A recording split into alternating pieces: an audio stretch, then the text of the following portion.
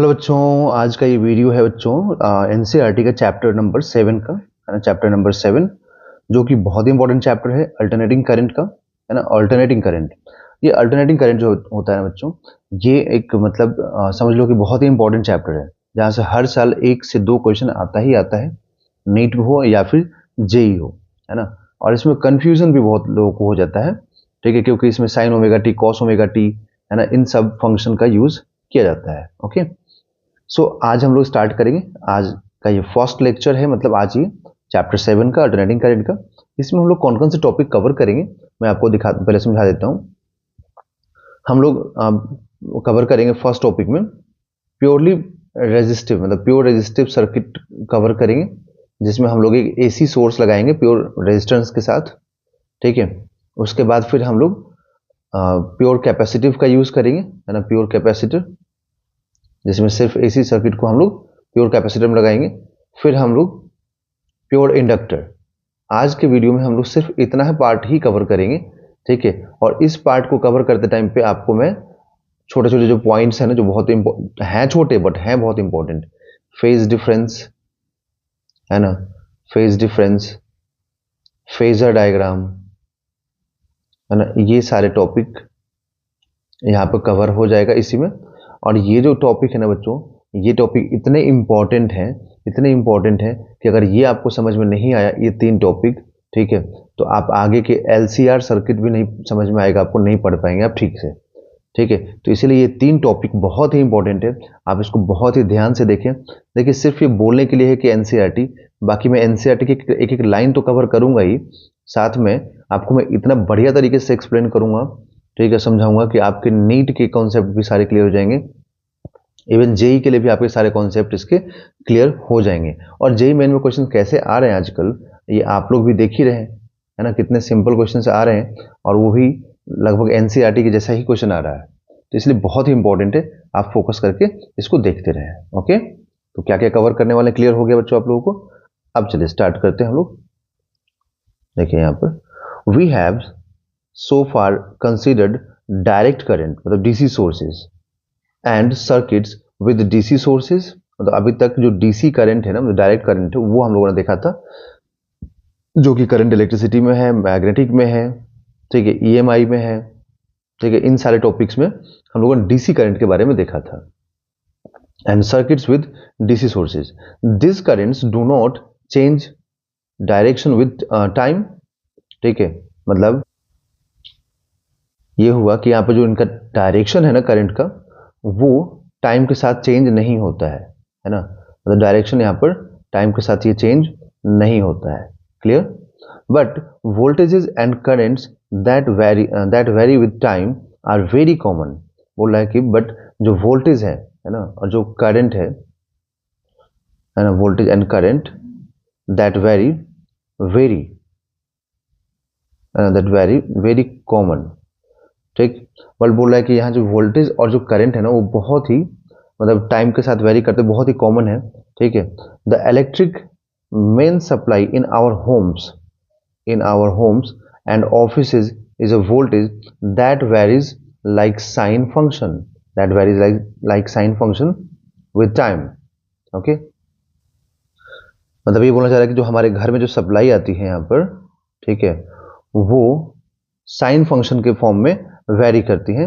मतलब हम लोग एसी का सप्लाई हमारे घर में आता है, डीसी का नहीं आता है। ये बहुत इंपॉर्टेंट है ना, पॉइंट आप याद रखें नॉलेज के लिए, कि हमारे घर में बच्चों डीसी सप्लाई नहीं आता है, एसी सप्लाई आता है। Such a voltage is called alternating voltage, ठीक है। तो वही यहाँ पर बोला गया कि जो बहुत ही कॉमन है कि करंट और वोल्टेज टाइम के साथ वेरी करता है, जो हमारे घर में सप्लाई होकर आता है, उसको हम लोग क्या बोलते हैं, ऑल्टरनेटिंग वोल्टेज, मतलब AC voltage. Okay, AC voltage, ठीक। And the current driven by it in a circuit is called alternating current, okay. Today most of the electrical devices we use require AC voltage. This is mainly because most of the electrical energy sold by power companies is transmitted and distributed as alternating current, है ना। ये जो बोला गया ना, इसको देखिए समझिए इस चीज को क्या बोला गया। Most of the electrical devices we use require AC voltage. बोला है कि जितने भी हम इलेक्ट्रिकल डिवाइसेस यूज करते हैं बच्चों, ना अप्लायंसेस यूज करते हैं, वो सभी के सभी को लगभग जितने भी डिवाइसेस हैं सभी को क्या चाहिए होता है, तो एसी मतलब यहाँ पे चाहिए होता है, तो एसी रिक्वायरमेंट होता है, एसी वोल्टेज की रिक्वायरमेंट होती है ना। This is mainly because most of the electrical energy sold by the power companies, मतलब बोल रहा है कि जो मैक्सिमम जो पावर सप्लाई वाली जो कंपनीज है ना, वो ट्रांसमिट और जो डिस्ट्रीब्यूट करती हैं वो अल्टरनेटिंग करंट ट्रांसमिट या डिस्ट्रीब्यूट करती हैं ना, transmitted and distributed as alternating current. समझ में आ गया आप लोग? तो ये अल्टरनेटिंग करंट यहाँ पे ट्रांसमिट या डिस्ट्रीब्यूट करती हैं मैक्सिमम कंपनीज, उसी के बारे में बोल रहा है। The main reason for preferring use of AC, है ना, बोल रहा है कि the main reason for preferring use of AC over the DC voltage is that AC voltages can be easily and efficiently converted from one voltage to the other by means of transformers। बोल रहा है कि इसका main purpose क्या होता है, मतलब सबसे बड़ा चीज कि हम लोग डीसी से ज्यादा प्रेफर हम एसी करते हैं। बट क्यों करते हैं, रीजन क्या है? बोल रहा है कि the main reason for preferring AC over DC is that AC voltages can be easily, है ना, and efficiently converted, है ना, converted, देखिए हाईलाइट कर रहा हूँ, converted from one voltage to the other by means of transformers।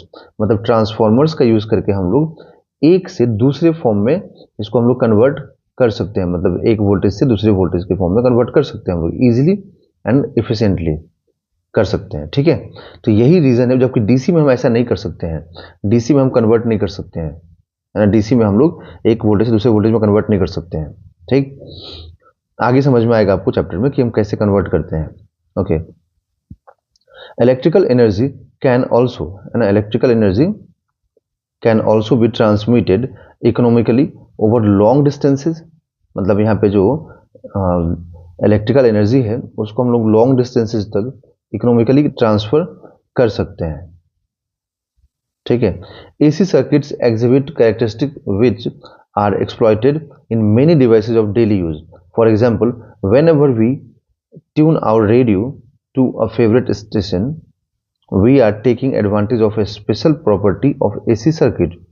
ठीक है, बोल रहा है यहाँ पर कि जो एसी सर्किट है, देखिए यहाँ पर AC circuits exhibit characteristics which are exploited in many devices of our daily use. For example, whenever we tune our radio to a favorite station, जब भी हम ट्यून करते हैं फेवरेट स्टेशन पर रेडियो को, we are taking advantage of a special property of AC circuit. One of the many that you will study in this chapter. अब जो बोला गया ना कि हम लोग एक एडवांटेज लेते हैं AC सर्किट का, जिसके वजह से हम ट्यूनिंग करके और हम रेडियो सुन पाते हैं, है ना, वो कौन सी प्रॉपर्टी है बच्चों? तो उसको बोलते हैं हम रेजोनेंस, जो हम आगे पढ़ेंगे इसी चैप्टर में, है ना, आगे पढ़ेंगे हम लोग इसी चैप्टर में, उसको हम लोग रेजोनेंस सर्किट बोलते हैं। ठीक है, आगे पढ़ेंगे हम लोग इसी चैप्टर में।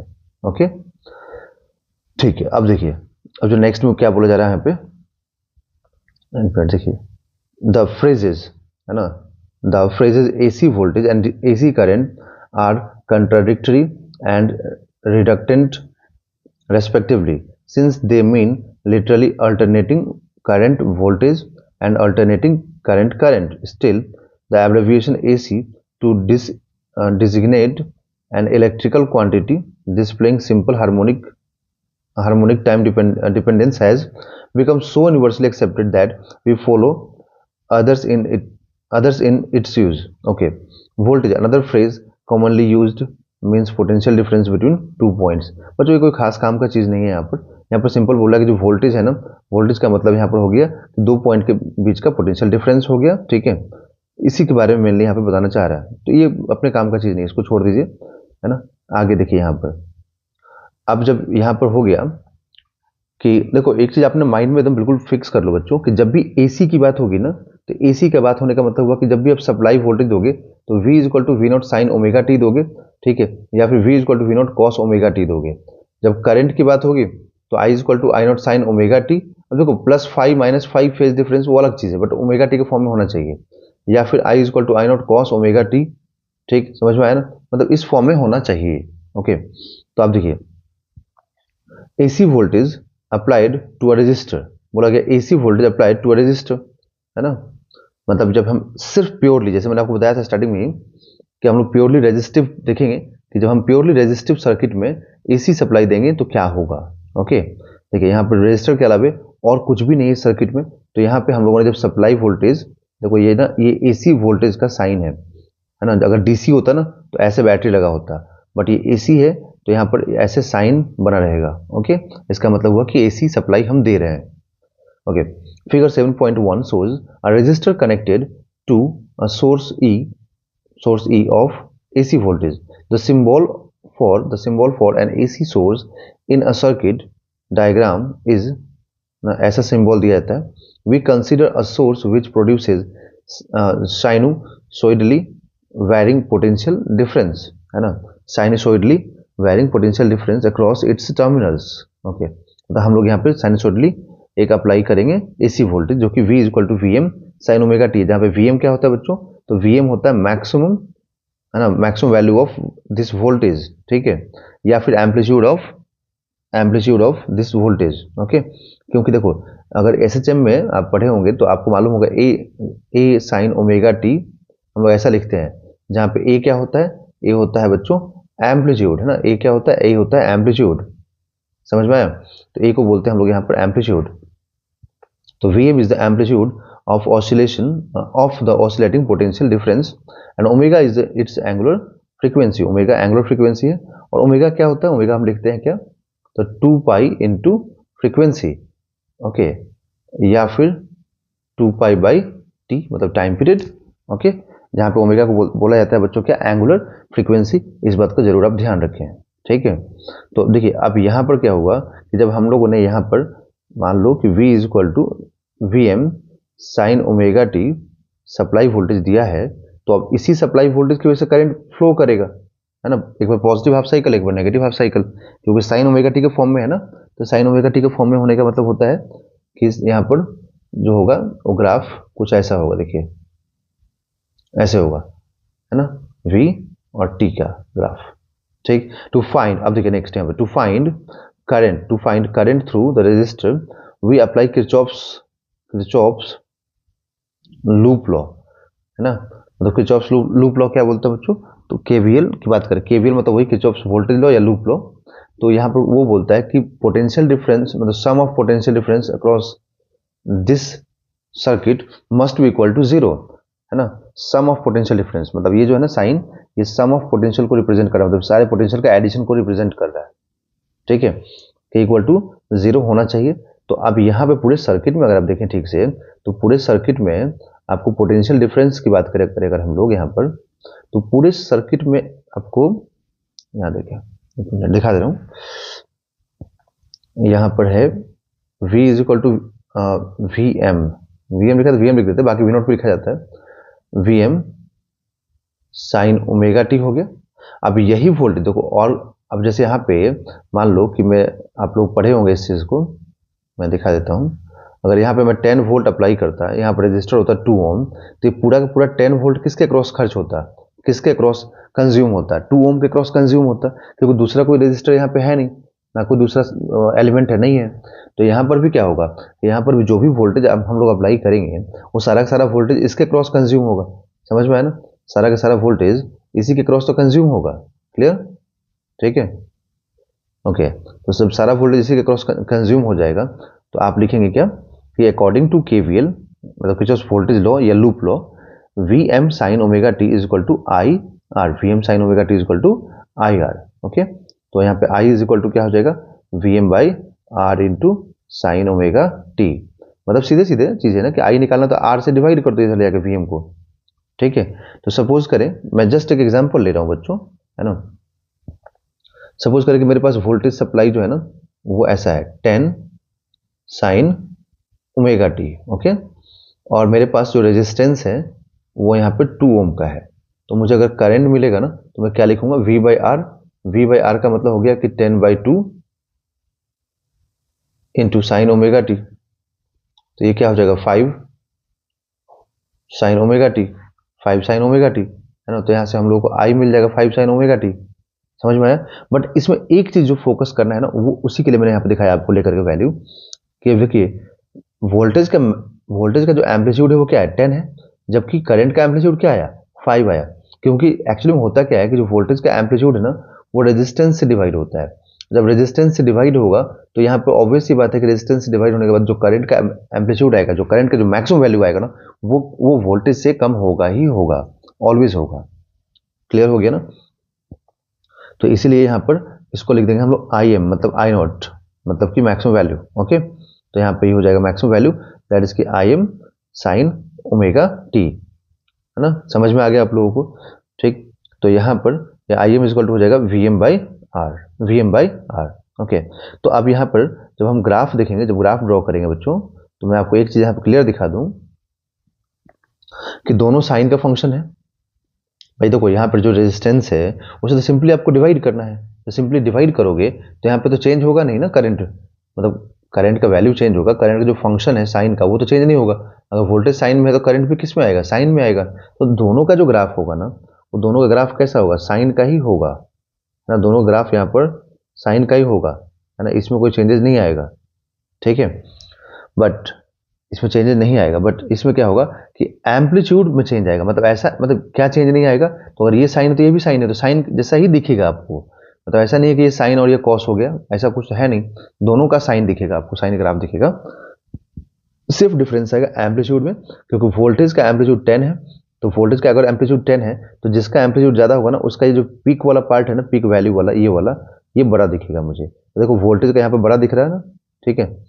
बाकी अगर मैं करंट की बात करूँ तो करंट का मैक्सिमम वैल्यू, दैट मींस की पीक वैल्यू कितना है 5 है, ये थोड़ा सा मुझे छोटा दिखेगा यहाँ पर, तो देखो 5 दिख रहा है यहाँ पर। समझ में आया। तो दोनों का ग्राफ होगा साइन का ही, है ना। जैसे ग्राफ अगर यहाँ पे ड्रॉ करें हम लोग, तो एक का साइन, अगर एक का ऐसा ग्राफ ऊंचा दिखेगा, है ना, तो एक का ग्राफ थोड़ा सा ऐसे नीचे दिखेगा, है ना, इस टाइप से ऐसे, ठीक है। दोनों का साइन ग्राफ, सिर्फ एम्पलीट्यूड का फर्क हो गया, इसलिए एक ग्राफ थोड़ा छोटा दिख रहा है, एक बड़ा दिख रहा है। ओके, क्लियर, समझ में आ गया आप लोगों को।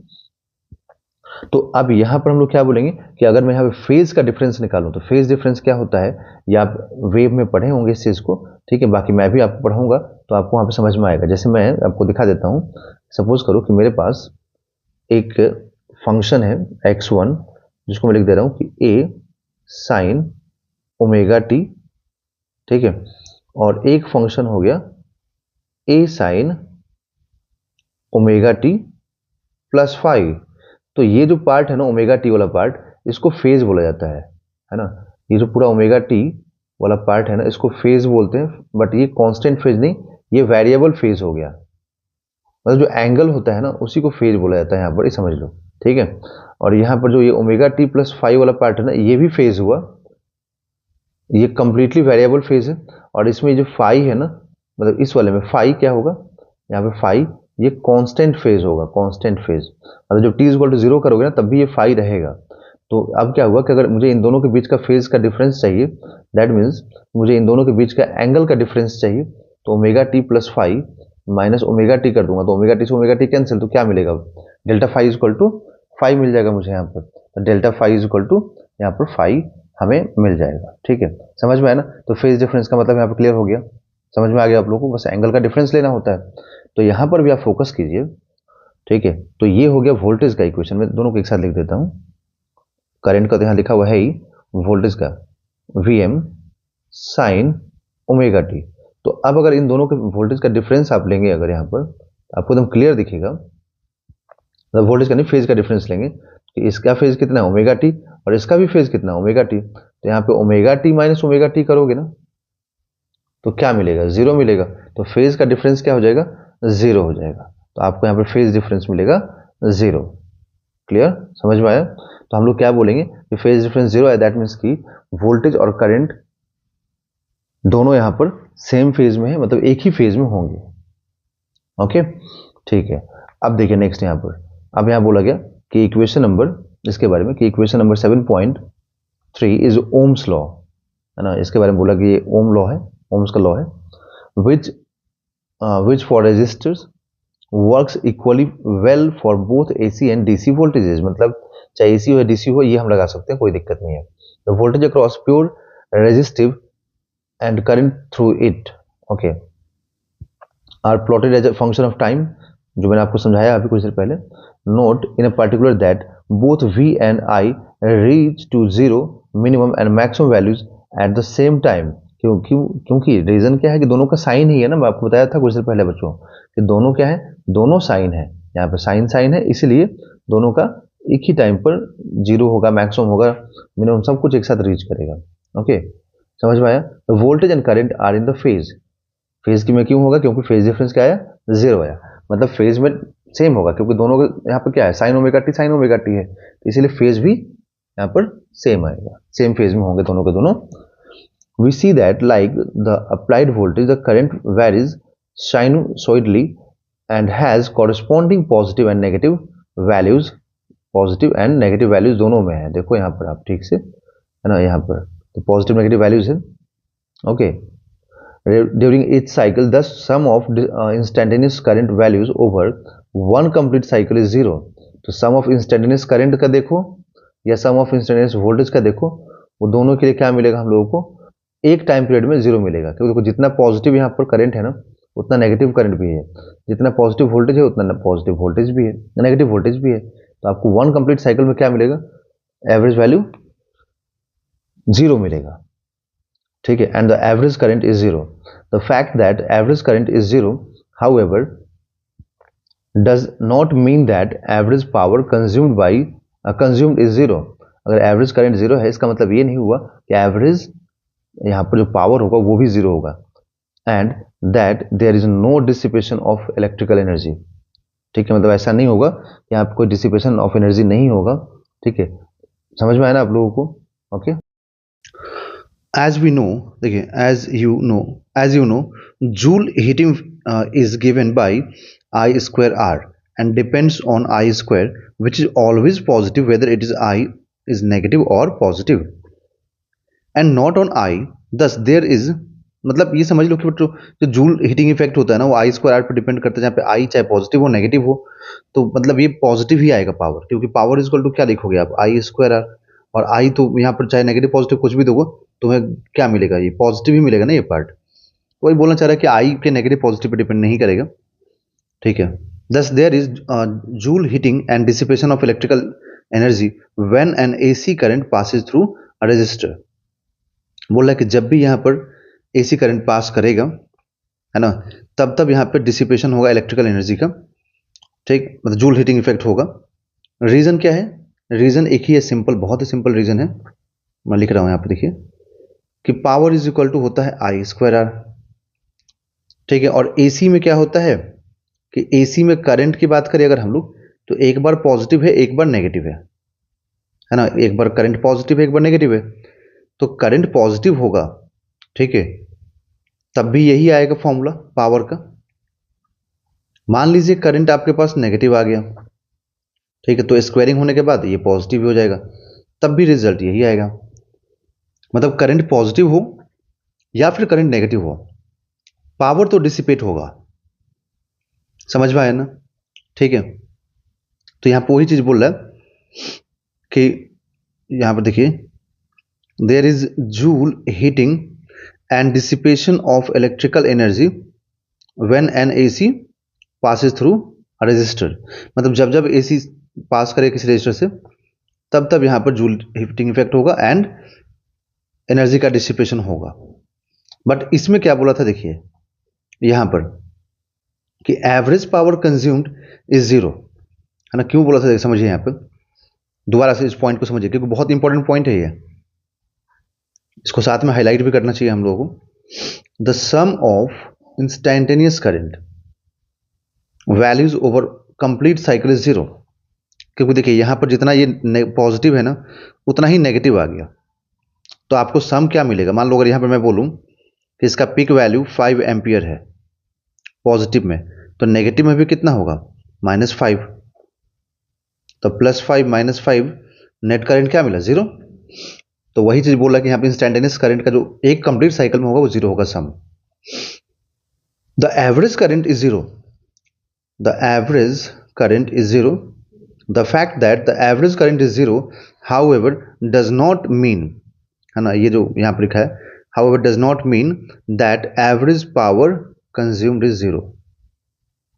एवरेज करंट जीरो होगा इसका मतलब ये नहीं हुआ कि एवरेज पावर जीरो होगा, ठीक है, और एवरेज पावर जीरो नहीं होगा, इसी चीज को यहाँ पर ये एक्सप्लेन कर रहा है। क्योंकि आप देख सकते हैं कि यहाँ पर पॉजिटिव करंट होगा तब भी सेम आया आई स्क्वायर, और नेगेटिव करंट होने पर भी आई स्क्वायर आर ही आया। दैट मीन्स कि आपको पावर ऑलवेज क्या मिलेगा यहाँ पर, मतलब जीरो नहीं मिलेगा, ऑलवेज कुछ ना कुछ फाइनाइट वैल्यूज मिलेगा, ठीक है। तो एवरेज करंट कहीं पर जीरो होगा, इसका मतलब आप ये नहीं बोलेंगे कि पावर भी जीरो हो गया। अब देखिए इंस्टैंटेनियस पावर है ना, यहाँ पर इंस्टैंटेनियस पावर की बात करें अगर हम लोग, तो इंस्टैंटेनियस पावर में the instantaneous power dissipated in the resistor is P is equal to I square R. I क्या है, इंस्टैंटेनियस करंट है, तो जूल के अकॉर्डिंग तो ये रिलेशन आ गया। तो आप क्या पुट करेंगे यहाँ पर, आई एम मतलब कि मैक्सिमम करंट इनटू, मतलब करंट की जगह पे यहाँ पे पुट कर दीजिए आप, आई एम साइन ओमेगा टी होता है ना,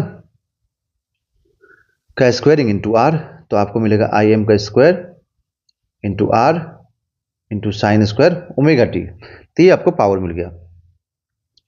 अब एवरेज वैल्यू चाहिए over a cycle. Over a cycle बोलने का मतलब क्या कि वन टाइम पीरियड, मतलब टाइम कहां से कहां तक वेरी करेगा, जीरो से लेकर कैपिटल टी तक, जहां पर कैपिटल टी क्या हो गया, टाइम पीरियड हो गया बच्चों। तो मतलब एक कंप्लीट साइकिल में है ना एवरेज पावर क्या होगा ये आपको निकालना है।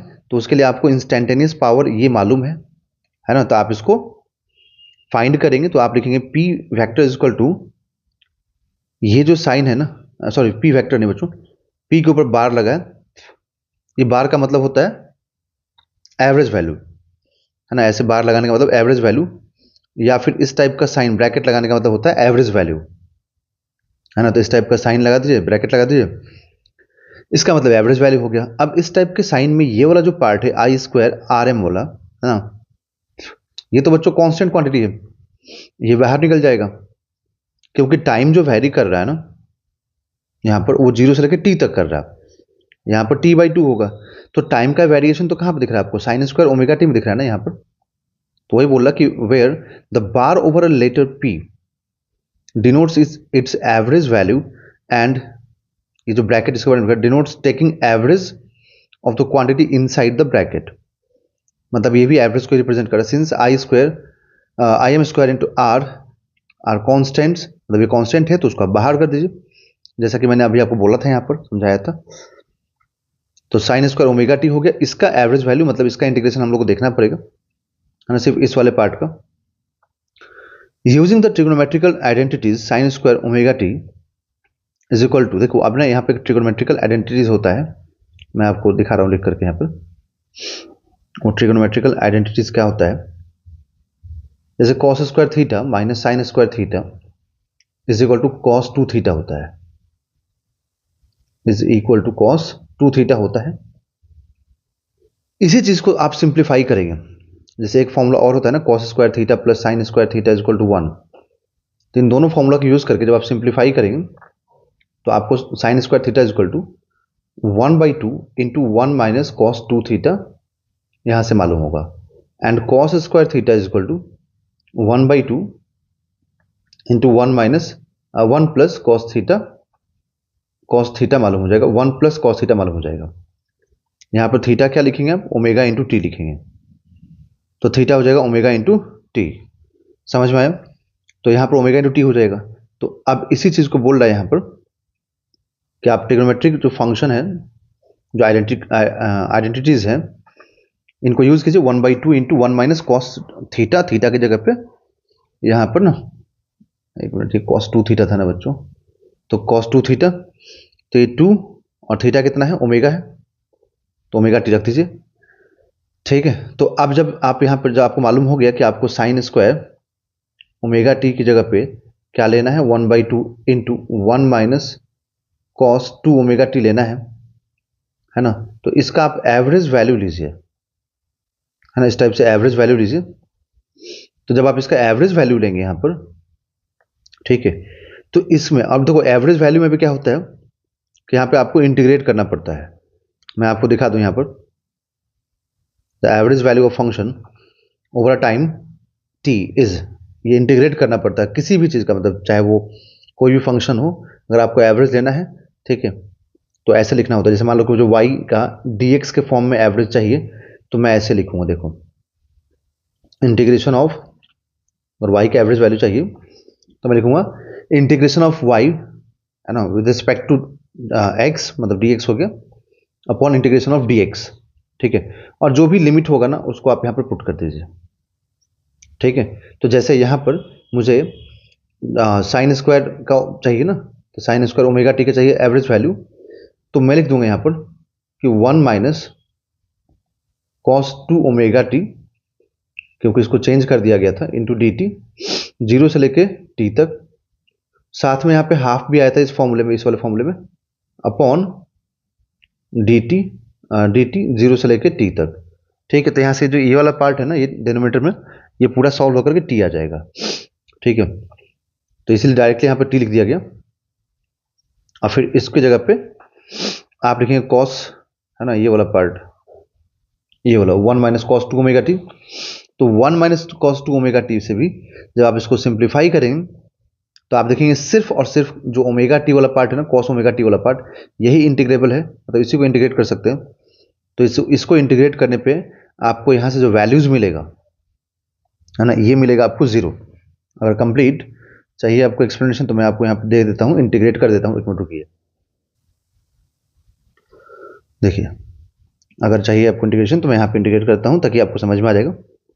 आप ऐसे लिखेंगे 1/2, तो जो भी कांस्टेंट है उसको बाहर रख दीजिए, तो 1 minus cos 2 omega T D T, 0 से लेकर टी तक, डिनोमिनेटर में ये डी टी हो जाएगा 0 से लेकर टी तक, तो यहाँ पे आप 1/2, और ये टी हो गया यहाँ पर डिनोमिनेटर में, ठीक है। फिर ये 0 से लेकर टी, और ये हो जाएगा डी टी, ठीक है, minus cos 2 omega T D T, 0 से लेके टी तक, ठीक है।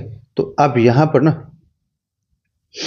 ये 1/2 इंटू 1/t, और ये हो जाएगा यहां पर t माइनस, है ना, ये तो इसका तो t आ जाएगा ना, और इसका देखो कॉस का क्या हो जाएगा, तो साइन हो जाएगा। तो कॉस का जो इंटीग्रेशन होता है वो साइन होता है, तो sine 2 omega T upon 2 omega, 0 से लेके t, ये इंटीग्रेशन, ठीक है। तो अब यहां पर हम लिखें तो 1/2 t, ठीक है। अब लिमिट देखो आपको रखना था, तो आपने लिमिट रख दिया, यहाँ पे t आ गया। अब यहां पर ना ये 1/2 ओमेगा जो कांस्टेंट है इसको बाहर कर दीजिए, ठीक है। तो ये साइन 2 ओमेगा, तो ओमेगा क्या लिखेंगे आप, 2π/t, और जो स्मॉल t है ना उसकी जगह पे आप लिमिट पुट करेंगे कि वही तो वेरिएबल था, ठीक है। फिर साइन 2 ओमेगा इंटू, एक बार लिमिट अपर लिमिट पुट किया आपने t, एक बार लोअर लिमिट पुट कीजिए 0, ठीक है। और फिर इसको ना 1/2t से मल्टीप्लाई कर दीजिए, तो 1/2t into T minus 1/2t into 1/2 omega into ये कैंसिल हो गया, तो sine 2 omega, sorry sine 2π into 2, तो 4π हो जाएगा ना। तो साइन 4π का वैल्यू क्या होता है बच्चों, 0 होता है, और ये साइन 0 हो गया, तो साइन 0 भी 0 और साइन 2π का 4π का वैल्यू भी 0, दैट मीन्स कि जो ओवरऑल टर्म है ना ये पूरा 0 हो जाएगा। तो यहाँ से कैंसिल, मतलब क्या आया, 1/2। मतलब ये हुआ कि साइन स्क्वायर ओमेगा टी का जो एवरेज वैल्यू होगा ना वो होगा 1/2। और इस चीज को याद रखिए कि कॉस स्क्वायर ओमेगा टी का भी जो एवरेज वैल्यू होता है ना ये 1/2 ही होता है, मतलब हाफ होता है, ठीक है। क्लियर हो गया, आप लोगों को समझ में आ गया? तो आई होप ये चीज आपको बिल्कुल क्लियर हो गया होगा, है ना। तो इसीलिए मैंने बोला यहाँ पर कि यहाँ पे इंटीग्रेशन के बाद ये पूरा 1/2 मिलेगा। तो ये थोड़ा काफी शॉर्ट में इंटीग्रेट कर दिया मैंने, आपको बहुत डिटेल में समझा दिया इस चीज को, ठीक है। तो अब यहाँ पर क्या होगा कि जब हम इसका एवरेज वैल्यू निकालेंगे इस पावर का, तो यहाँ जो ये साइन स्क्वायर ओमेगा टी है ना उसके जगह पर 1/2 आप पुट कर देंगे। तो 1/2 पुट करते ही यहाँ पर इसकी जगह पूरा 1/2 रख दीजिए, तो 1/2 into I M square into R, जहाँ पर आई एम का है, आई एम जो है बच्चों ये तो मैक्सिमम वैल्यू है करंट का, है ना, तो मैक्सिमम वैल्यू ऑफ करंट हो गया, ठीक है, समझ में आ गया। अब देखिए नेक्स्ट पॉइंट में यहाँ पर to express AC power in the same form as DC power, P is equal to I square R, a special value of current is defined and used. It is called root mean square or effective current. Root mean square or effective current. Effective current, and it is denoted by I RMS. Okay, I RMS और I. तो I RMS या I से हम इसको denote करते हैं, ठीक है। और जो आई होता है ना, मतलब जो ये आरएमएस वैल्यू होता है, ये बच्चों मैक्सिमम से मतलब पीक वैल्यू से कम होता है। देखो यहाँ पर है, ये समझ में आया? ओके। और यहाँ जो आरएमएस का जो रिलेशन होता है ना, वो आरएमएस का रिलेशन होता है कि I RMS is equal to peak value of current upon √2 ना, ये रिलेशन आता है। इसका नाम ही है ना, देखो रूट मीन स्क्वायर, मतलब पहले स्क्वायरिंग कीजिए, फिर उसका एवरेज लीजिए, फिर उसका स्क्वायर रूट कर दीजिए, ठीक है। ये इसका मतलब यहां पर है, ठीक। तो कैसे निकालते देखिए, तो इट इज डिफाइंड बाई, वो आरएमएस की बात हो रही है, it is defined by I is equal to, मतलब आई आरएमएस, क्योंकि नाम है इसका आरएमएस, मतलब कि पहले क्या करना है आपको, पहले आपको स्क्वायरिंग करना है, फिर इसका एवरेज वैल्यू लेना है, फिर इसको रूट के अंदर करना है, ठीक है। मतलब तीन चीजें करनी है इसमें, पहले स्क्वायरिंग, फिर एवरेज, फिर रूट के अंदर कीजिए, तो आपको आई आरएमएस मिल जाएगा। तो यहाँ पे जो आई आरएमएस है, तो उसके लिए आपने आई तो निकाला था अभी, क्योंकि देखो आई क्या है, तो आई है आई एम साइन ओमेगा टी। तो यहाँ पे इसका स्क्वायरिंग करेंगे आप, है ना, तो ऐसा आएगा। तो अब यहाँ पे जो ये आई है ना स्क्वायरिंग, इसका एवरेज लेंगे, तो अभी मैंने इंडिकेट करके दिखाया था कि साइन स्क्वायर ओमेगा टी का एवरेज क्या होता है, 1/2। तो आपको 1/2 रखना पड़ेगा। तो जैसे ही आई की जगह पे यहाँ पर आप उसका एवरेज वैल्यू में 1/2 रखेंगे, मतलब आई एम स्क्वायर बाई 1/2, है ना, आई एम स्क्वायर इंटू 1/2, मतलब बाई में 2 आ जाएगा। तो यहाँ से आई एम स्क्वायरिंग है तो बाहर आ जाएगा, तो क्या हुआ, आई एम बाई √2। तो I is equal to I M by √2, ठीक है, समझ में आया? तो यहाँ से आपको जो आरएमएस वैल्यू है ना, ये मालूम हो जाएगा कि मैक्सिमम वैल्यू का मतलब पीक वैल्यू का 0.70 टाइम्स होता है, ठीक है। तो अब देखिए, अब नेक्स्ट में यहाँ पर इन टर्म्स ऑफ आई बोलने का मतलब यहाँ पे आरएमएस, ध्यान रखना इसका मतलब आरएमएस है। यहाँ पे आई बोलने का मतलब हो गया आरएमएस से, है ना, तो ये आरएमएस वैल्यू है। The average power denoted by P, the average power denoted by P, आप क्या लिखेंगे, तो देखो यहाँ पर अगर आप इसका स्क्वायरिंग करते हैं, है ना, अगर आप इसका स्क्वायरिंग करते हैं तो ये आई एम स्क्वायर बाई 2 हो जाएगा, समझ में आया? तो यहाँ पे आई एम स्क्वायर बाई 2 को हम लोग क्या बोल देंगे कि ये आरएमएस है। तो मतलब यहाँ पर जो आपको पावर मिलेगा ना, एवरेज पावर, उसको आप ऐसे लिख सकते हैं कि I RMS square into R, ठीक है, रजिस्टर के cross. Similarly we define RMS voltage and effective voltage, मतलब जैसे हम करंट डिफाइन किए ना, वैसे वोल्टेज भी डिफाइन होगा। तो जैसे V इज इक्वल टू हम लोग क्या लिखते हैं, V M sine omega T, जहाँ पे वी एम क्या है, पीक वैल्यू ऑफ वोल्टेज। तो यहाँ पे आपको जो आरएमएस वैल्यू मिलेगा वोल्टेज का, वो क्या मिलेगा, वी एम बाई √2 मिलेगा। तो वोल्टेज में भी एकदम सिमिलरली जैसे डिफाइन होगा। तो वहाँ पर भी आप देखिए maximum value of voltage equal to maximum value of current into R लिखते हैं, ठीक है ना।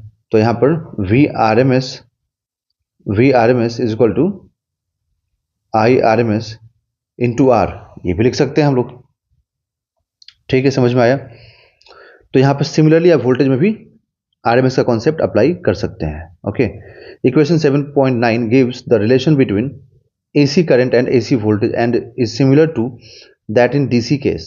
This shows the advantage of introducing the concept of RMS, मतलब RMS है ना, क्योंकि RMS कॉन्सेप्ट से ये एकदम बिल्कुल DC जैसा दिख रहा है अपने को, मतलब वैल्यू मतलब आ रहा है फॉर्मूला।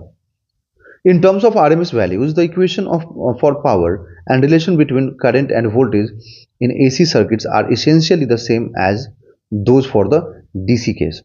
बच्चों देखो यहाँ पर ना, मैं आपको ये पूरा सेंटेंस समझाने से पहले बताऊँ एक चीज़ कि मैंने एनसीईआरटी के ना सेमीकंडक्टर के न्यूक्लियाई के, ठीक है, और भी बहुत सारे चैप्टर्स हैं, जैसे फोटो इलेक्ट्रिक हो गया मॉडर्न फिजिक्स का, ठीक, रे ऑप्टिक्स हो गया, आपको इलेक्ट्रोस्टैटिक का हो गया, है ना। ये सारे एनसीईआरटी का लाइन बाय लाइन कवर किया है मैंने, तो आप जरूर जाके उसको देखिए। देखिए एनसीईआरटी आपको और भी जगह, बहुत जगह मिल जाएगा, लोग पढ़ाते हैं, सर लोग बताते हैं, बट मैंने आपको ना एक एक लाइन बताया है। मतलब उससे क्या होगा ना कि आपको एनसीईआरटी में कहीं पर भी कोई डिफिकल्टी आएगा ही नहीं। ऐसा लगेगा कि जैसे कि आपको एनसीईआरटी पूरा एकदम याद हो गया, रट्टा मार गए आप, है ना, उस टाइप से आपको फील होगा। तो आप जरूर जाके देखें उसको एक बार, अच्छे से देखें। थोड़ा पेशेंस तो चाहिए देखने के लिए बच्चों, है ना। अगर आपको एनसीईआरटी समझना है तो आपको थोड़ा पेशेंस तो चाहिए समझने के लिए, देखने के लिए। ओके। आप बोलोगे कि सर एक ही वीडियो में पूरा एक चैप्टर कवर कर दीजिए, तो फिर तो वही हो गया ना, खिचड़ी पकाना। मतलब कवर तो पूरा हो जाएगा लेकिन समझ में कुछ नहीं आएगा। ओके। तो आराम आराम से देखिए उसको, समझिए, बहुत हेल्पफुल है आपके लिए। ओके, चलिए समझते हैं इसको अब। In terms of RMS values the equation for power, 7.7 की बात हो रही है। 7.7 में कौन सा इक्वेशन है, ये वाला है। ओके, एंड एक मिनट रुकिए। And relation between current and voltage in AC circuits are essentially the same as those for DC. ठीक है ना। ये देखो, ये जो पॉइंट है ना, ये बहुत मतलब बढ़िया पॉइंट है। देखिए इसको क्या बोल रहा है, in terms of RMS voltage, in terms of RMS voltage, the equation for power and relation between current and voltage in AC circuits are essentially the same as those for DC case। मतलब यहाँ जो बोल रहा है कि यहाँ जो ये जो वैल्यू आया है ना पावर का और वोल्टेज का, मतलब ये जो पावर का वोल्टेज का जो वैल्यू आया है, इसके बारे में बोल रहा है कि ये बिल्कुल डीसी की तरह हम लोगों के पास है। क्योंकि डीसी में भी पावर का फॉर्मूला क्या होता है, आई स्क्वायर आर होता है ना। वोल्टेज का क्या होता है, V equal to I R होता है। ठीक है, समझ में आया ना। तो वही चीज बताना चाह रहा है। ठीक है, it is customary to measure and specify RMS values for AC quantities. बोला it is customary to measure and specify RMS values for AC quantities. बोला कि ये कस्टमरी है, मतलब एक ऐसा कस्टम में होता है कि हम लोग आरएमएस वैल्यू का, मतलब एसी के बारे में बोला कि जब भी हम एसी की बात करें, जब भी हम एसी क्वांटिटीज की बात करें, तो ऑलवेज आरएमएस के टर्म में ही बात करें। जैसे मान लो कि आपको क्वेश्चन में कभी ऐसा दिया है कि a current of 5 ampere is flowing in an AC circuit, है ना, एसी सर्किट। तो अब ये तो नहीं बोला है कि करंट जो 5 एम्पियर है वो क्या है, पिक वैल्यू है कि आरएमएस है, तो आप क्या लेंगे। तो बोल रहा है कि ये ऐसा कस्टम में है, मतलब ऐसा लिया जाता है, मतलब ऐसा ट्रेडिशन है कि आपको ऑलवेज जो भी करंट दिया रहेगा ना, और अगर कुछ मेंशन नहीं है तो आपको ऑलवेज वहाँ पे क्या लेना चाहिए, आरएमएस वैल्यू लेना चाहिए। इसके बारे में यही चीज बताया है। ठीक है, for example the household line voltage 220 is an RMS value with a peak voltage of 311 volt. ठीक है, इनफैक्ट आई और RMS current is the equivalent DC current that would produce same average power. बोल रहे हैं यहाँ पर कि in fact जो आरएमएस करंट है ना, वो इक्विवेलेंट डीसी करंट है जो कि सेम पावर प्रोड्यूस करेगा, है ना, जो कि सेम पावर प्रोड्यूस करेगा, मतलब पावर लॉस दिखाएगा, पावर प्रोड्यूस करेगा एज अल्टरनेटिंग करंट। मतलब जितना पावर लॉस प्रोड्यूस करेगा डीसी करंट में, करंट उतना ही यहाँ पे आई आरएमएस एसी में प्रोड्यूस करता है। ठीक है, समझ में आया। तो इसलिए हम इसको ऐसा लिख सकते हैं, P equal to V square by R, या फिर P equal to I V. Clear हो गया। अब देखिए क्वेश्चन यहाँ पे, a light bulb is rated at 100 watt for a 220 volt supply. Find first the resistance of bulb, second the peak voltage of the source and RMS current through the bulb। ठीक है, बोल रहा है कि voltage का ना, यहाँ पे बल्ब का जो पावर है वो हमें गिवन है, सप्लाई वोल्टेज भी गिवन है। अब बोल रहा है कि बल्ब का रेजिस्टेंस निकालिए। तो बच्चों जब हम लोग को पावर यहाँ पे दिया हुआ है तो वी स्क्वायर बाई आर, तो यहाँ से बल्ब का रेजिस्टेंस क्या हो जाएगा, वी स्क्वायर बाई पी करके निकाल लेंगे हम लोग। तो वी स्क्वायर बाई पी करके निकालिए। तो वी का स्क्वायरिंग मतलब 220 का स्क्वायरिंग अपॉन 100 वॉट, तो क्या आएगा 484 रेजिस्टेंस आ जाएगा। The peak value, the peak voltage of the source, तो पिक वोल्टेज पूछ रहा है, तो पिक वोल्टेज देखो, अब ये जो है ना बाय डिफॉल्ट क्या है, आरएमएस है। तो अगर आरएमएस है तो V RMS is equal to हम लोग क्या जानते हैं कि पीक वोल्टेज बाई √2। तो अगर पीक वोल्टेज चाहिए तब क्या लिखो, √2 इंटू VRMS, ठीक है। तो यहाँ से आप जब सॉल्व करोगे तो 311 आ जाएगा। तो RMS current through the bulb, अब RMS करंट पूछ रहा है तो RMS वोल्टेज तो मालूम है ही ना अपने को, तो P इज इक्वल टू क्या होता है, RMS voltage into RMS current. तो पावर हमें दिया हुआ है 100, तो 100/220 कर दो, तो यहाँ से RMS करंट आ गया जो कि 0.454, इतना हम लोगों को करंट यहाँ से मालूम हो जाएगा। ओके, समझ में आया आप लोगों को, ठीक। इस नेक्स्ट टॉपिक में बच्चों बोला गया है representation of AC current and voltage bye rotating vectors, है ना, जिसको फेजर्स बोलते हैं। यहाँ पर फेजर डायग्राम है ये, एक्चुअली में ये फेजर डायग्राम में बच्चों वोल्टेज और करंट को रिप्रेजेंट किया जाता है, जिसको रोटेटिंग वेक्टर्स भी बोलते हैं हम लोग। एक्चुअली में वेक्टर होता नहीं है, बस बोला जाता है वेक्टर। ओके, देखिए, in the previous section we learned that the current through a resistor is in phase with the AC voltage, but this is not so in case of inductor.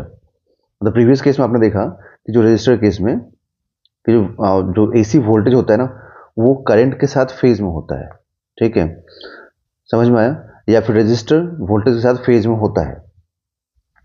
But inductor case में ऐसा नहीं होता है, या capacitor case में ऐसा नहीं होता है, या अगर हम कॉम्बिनेशन लेंगे इन सारे एलिमेंट्स का तब भी ऐसा नहीं होता है।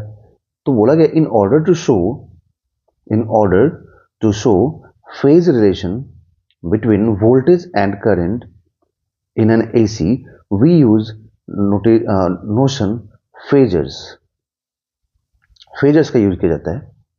The analysis of an AC circuit is facilitated by the use of phasor diagram. अब यहां पे देखिए फेजर क्या है, इस चीज को समझिए। Phasor is a vector which rotates about the origin with angular speed omega. बोला गया फेजर एक वेक्टर क्वांटिटी है ना, जो कि एक मिनट रुकिए, फेजर के बारे में बोला गया कि फेजर एक वेक्टर क्वांटिटी है जो कि रोटेट करता है ओरिजिन के अबाउट कुछ एंगुलर स्पीड से। Okay, the vertical components of the phasors V and I represent the sinusoidally varying components। बोला गया तो कि जो वर्टिकल कंपोनेंट होता है ना फेजर में V and I का, वो साइनसोइडली यहाँ पर रिप्रेजेंट किया जाता है, ठीक है, समझ में आया। मतलब जो वर्टिकल कंपोनेंट्स है, मतलब ये होगा बच्चों कि जैसे मान लो कि मैं फेजर देखूं तो एक देखो, सबसे पहली बात कि फेजर तो काउंटर क्लॉकवाइज में होता है। मतलब अगर करंट वाला जो एक्सिस है ना, अगर इसको रोटेट करना है आपको तो एंटी क्लॉकवाइज में रोटेट करना होगा, वोल्टेज वाले को भी एंटी क्लॉकवाइज में, तो रोटेशन एंटी क्लॉकवाइज में होगा, ठीक है। ओमेगा स्पीड से अगर रोटेट कर रहा था तो जैसे कि हम जानते हैं theta is equal to omega T plus half alpha T square होता है। तो यहाँ पर एंगुलर एक्सेलरेशन को जीरो लिया जाता है, तो अगर एंगुलर एक्सेलरेशन को जीरो लोगे तो एंगुलर डिस्प्लेसमेंट दैट मीन्स कि एंगल कितना हो जाएगा, ओमेगा इंटू टी। तो अगर ओमेगा स्पीड से रोटेट करेगा तो T1 टाइम के बाद कितना एंगल बनाएगा, ओमेगा इंटू T1, ठीक है।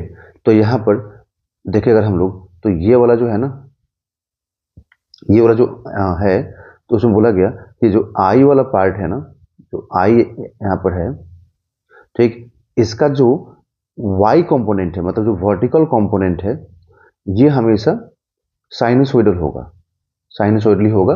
मतलब कि IM, मतलब ये IM का मतलब आपको बहुत बार बता चुका हूं बच्चों में, इसको याद रखना चाहिए हम लोगों को कि IM का मतलब होता है मैक्सिमम वैल्यू ऑफ करंट, मतलब एम्पलीट्यूड ऑफ करंट। तो ये बहुत ही इंपॉर्टेंट है कि एम्पलीट्यूड ऑफ करंट इसको बोलते हैं हम लोग। तो IM sine omega T1। Okay, अब ये जो पार्ट है ना, ये इसको देखिए, इसको वोल्टेज वाला, मतलब इसके वोल्टेज के भी मैक्सिमम, मतलब वोल्टेज का भी ये जो पार्ट होता है, मैं आपको दिखाऊं एक मिनट, इसको बोलते हैं हम लोग रेडियस या फिर एम्पलीट्यूड। एम्पलीट्यूड ठीक रहेगा कि इसको हम एम्पलीट्यूड बोलते हैं, मतलब कि मैक्सिमम वैल्यू ऑफ वोल्टेज हो गया। तो यहाँ से यहाँ तक जो एम्पलीट्यूड है ना, तो इस एम्पलीट्यूड का जो कंपोनेंट है, ये वर्टिकल कंपोनेंट, ये Vm साइन ओमेगा T1 होगा, क्योंकि एंगल कितना है, ओमेगा T1 है। तो यहाँ वही बोला गया कि the vertical components of phasors V and I represent sinusoidally varying quantities V and I। ठीक है, मतलब ये समझ लो कंपोनेंट ब्रेक करना है आपको वी और आई का। इसमें जो वर्टिकल कंपोनेंट आएगा, मतलब जो वाई एक्सिस में कंपोनेंट आएगा वो साइनसोइडल होता है, और जो एक्स में आएगा वो कॉस के फॉर्म में होता है। ठीक है, तो यहाँ पर सिर्फ हम लोग को ये वाला पार्ट कंसिडर करना होता है। ठीक है, ये पार्ट भी कंसिडर होता है, बट बाय डिफॉल्ट हम लोगों को साइन वाला पार्ट ही कंसिडर करना होता है। ठीक है, क्लियर हो गया? ओके, अब देखिए यहाँ पर the magnitudes of phasors V and I represent the amplitude or the peak value Vm and Im of these oscillating quantities। oscillating क्यों बोला गया बच्चों? क्योंकि देखो यहाँ पे साइन ओमेगा टी आ रहा है। साइन ओमेगा टी आने का मतलब क्या हुआ कि वहाँ पर फ्रीक्वेंसी है, मतलब टाइम पीरियड है, दैट मीन्स कि ऑसिलेशन है। आप देख सकते हैं यहाँ पर ऑसिलेशन है, तभी तो जाकर के ऐसे ऑसिलेट कर रहे हैं, तभी तो जाकर साइनसोइडल ग्राफ बन रहा है। ठीक है, तो बोल रहा है कि जो यहाँ पर जो मैग्नीट्यूड है v और i का, ठीक है ना, ये मैग्नीट्यूड एम्पलीट्यूड्स को रिप्रेजेंट कर रहा है ना, एम्पलीट्यूड को रिप्रेजेंट कर रहा है यहाँ पर। ओके, एक मिनट, ठीक, थोड़ा सा मैं यहाँ पर इसको कम कर दूं। हाँ, ओके, तो एम्पलीट्यूड को रिप्रेजेंट कर रहा है। तो अब यहाँ पर बोला गया आपको कि figure 7.a shows the voltage and current phases and their relationship at time t1 for the case of AC source connected to a resistor, ठीक है, that is corresponding to circuits shown in the figure. The projection of voltage and phases on the vertical axis Vm sin omega t, Im sin omega t respectively represent the value of voltage and current at that instant, है ना। देखिए क्या बोला गया आपसे, यहाँ पर बोला गया जो Vm sin ओमेगा टी होता है और जो Im sin ओमेगा टी होता है, ये इंस्टेंटेनियस वैल्यू को रिप्रेजेंट करता है ना, वोल्टेज और करंट के इंस्टेंटेनियस वैल्यूज को रिप्रेजेंट करता है। ठीक है, मतलब यहाँ पे आप कंपोनेंट ब्रेक कीजिए, तो कंपोनेंट ब्रेक करने के बाद आपको जो ये दिख रहा है ना, यहाँ पर ये वाला part Im sin omega T, Vm sin omega T, ये इंस्टेंटेनियस वैल्यूज को रिप्रेजेंट कर रहा है। क्लियर हो गया? तो इसको बोलते हैं हम लोग फेजर। अब इसमें भी देखिए बच्चों क्या होता है कि अगर ये दोनों, अगर I और V अगर एक ही लाइन पे लाई करता है, एक्सिस की बात नहीं बोल रहा हूं मैं, लाइन की बात बोल रहा हूं। जैसे मान लो कि आपने फेजर डायग्राम बनाना शुरू किया, ठीक है, तो आपने अगर फेजर डायग्राम बनाना शुरू किया और अगर आपको ये I और इसी लाइन पे अगर आपको V भी दिखा, मतलब इसी लाइन पे सेम I भी इधर ही है और V भी इधर है, तो अगर यहाँ पर दोनों अगर एक ही लाइन पे है, इसका मतलब दोनों सेम फेज में होगा। ठीक है, बट अगर ऐसा हो जाए कि I यहाँ पे है और V यहाँ पे है, दैट मीन्स कि इनके बीच में कुछ फेज डिफरेंस होगा। ठीक है, समझ में आया? दूसरी चीज कि यहाँ पर जो इंपॉर्टेंट है बताने के लिए वो ये है कि यहाँ पर देखिए जो V वाला जो एम्पलीट्यूड होता है ना, मतलब जो V का जो लाइन होता है वो हमेशा करंट से बड़ा होता है। करंट से बड़ा क्यों होता है? क्योंकि आपको जब करंट निकालना होगा ना, तो आप क्या लिखोगे, V अपॉन R, तो V अपॉन R लिखोगे, तो मतलब V को R से डिवाइड करोगे तभी तो करंट आएगा। तो डिवाइड होने के बाद करंट का वैल्यू क्या आ जाएगा, मैग्नीट्यूड क्या आ जाएगा, कम आ जाएगा न्यूमेरिकल वैल्यू। ठीक है, तो इसीलिए यहाँ पे V का जो एम्पलीट्यूड होता है ना, वो मैग्नीट्यूड वाइज ज्यादा होता है करंट से। ठीक है, phases V and I for the case of resistor are in the same direction में होता है। ठीक है, इसीलिए यहाँ पे देख सकते हैं कि इनके बीच में फेज एंगल 0 है, क्योंकि यहाँ पे देखो एक ही लाइन पे है, तो फेज एंगल 0 है, मतलब फेज डिफरेंस यहाँ पर 0 है। ओके, समझ में आया? ओके, तो ये फेजर समझ में आ गया बच्चों आप लोग को। फेजर का मेन पर्पस क्या है ना फेजर का, कि आपको यहाँ पर फेज डिफरेंस बताना, मतलब ये बताना कि करंट और वोल्टेज के बीच में एंगल का कितना डिफरेंस है। करंट आगे चल रहा है तो वोल्टेज आगे चल रहा है, या फिर दोनों एक ही लाइन पे है। समझ में आ गया? अगर मान लो दोनों में फेज डिफरेंस 0 नहीं है, ठीक है, तो बस ऐसा हो जाएगा, तो हो सकता है करंट इधर हो, मे भी हो सकता है वोल्टेज इधर हो, है ना, ऐसा भी हो सकता है। तो अगर सेम लाइन पे नहीं है, मतलब सेम फेज में नहीं है, तो वो यहाँ पर आपको डिफरेंस दिखेगा। क्लियर? ओके, जैसे कि आपको यहाँ पर इंडक्टर केस में दिखेगा। ओके, देखिए इंडक्टर केस में यहाँ पर क्या बोला गया आपसे, एक मिनट रुकिए। हाँ, AC voltage applied to an inductor. Inductor में क्या होता है बच्चों कि यहाँ पर हम लोग एक इंडक्टर कनेक्ट करते हैं ऐसे। ठीक है, इंडक्टर मतलब सोलेनॉइड हो गया एक तरह से। ठीक है, और यहाँ पर AC सप्लाई देते हैं। ठीक है, इंडक्टर का इंडक्टेंस L एल मतलब यहाँ पे इंडक्टेंस हो गया, जैसे रेजिस्टर का रेजिस्टेंस आर होता है ना, उस टाइप से इंडक्टर का इंडक्टेंस एल होता है। ये एसी सप्लाई वोल्टेज हो गया। तो बोल रहा है कि यहाँ पे इंडक्टर को हम लोग जब एक एसी सोर्स से कनेक्ट करेंगे तो usually inductors have appreciable resistance in their windings. बोलता है कि जो इंडक्टर्स होते हैं वो यूजुअली एप्रिसिएबल रेजिस्टेंस होते हैं उनके वाइंडिंग्स में, मतलब यहाँ पर कुछ रेजिस्टेंस होते हैं। Okay, but we shall assume that this inductor has negligible resistance. But हम लोग यहाँ पर एज्यूम करेंगे कि ये एक आइडियल इंडक्टर है। और आइडियल इंडक्टर में क्या होता है बच्चों, कि आइडियल इंडक्टर के केस में रेजिस्टेंस का वैल्यू जीरो होता है, जीरो लेते हैं हम लोग। ओके, समझ में आया, मतलब नेग्लिजिबल रेजिस्टेंस होगा। दस द करंट इज दस the circuit is purely inductive circuit. मतलब उस केस में आपको यहाँ पर सर्किट को प्योरली यहाँ पर इंडक्टिव सर्किट एज्यूम करना होगा। Let the voltage across the source be V M sine omega T. आप ये एज्यूम कीजिए यहाँ जो वोल्टेज है वो V M sine omega T है। ठीक है, मतलब यहाँ पर आपको वोल्टेज एज्यूम कर लेना पड़ेगा कि V is equal to V M sine omega T है। Okay, using Kirchhoff's loop law, मतलब किरचॉफ्स लूप लॉ लगाइए। ठीक है, तो यहाँ पर जो भी वोल्टेज है ना वो सब इसके अक्रॉस ही है। तो आप यहाँ पे किरचॉफ्स वोल्टेज लॉ में क्या लिखेंगे, तो देखो इंडक्टर के अक्रॉस ना, इंडक्टर के अक्रॉस यहाँ पे ईएमएफ इंड्यूस होता है। ठीक है, तो इंड्यूस्ड ईएमएफ क्या लिखा जाता है बच्चों, इंड्यूस्ड ईएमएफ लिखते हैं यहाँ पे minus L into D I by D T.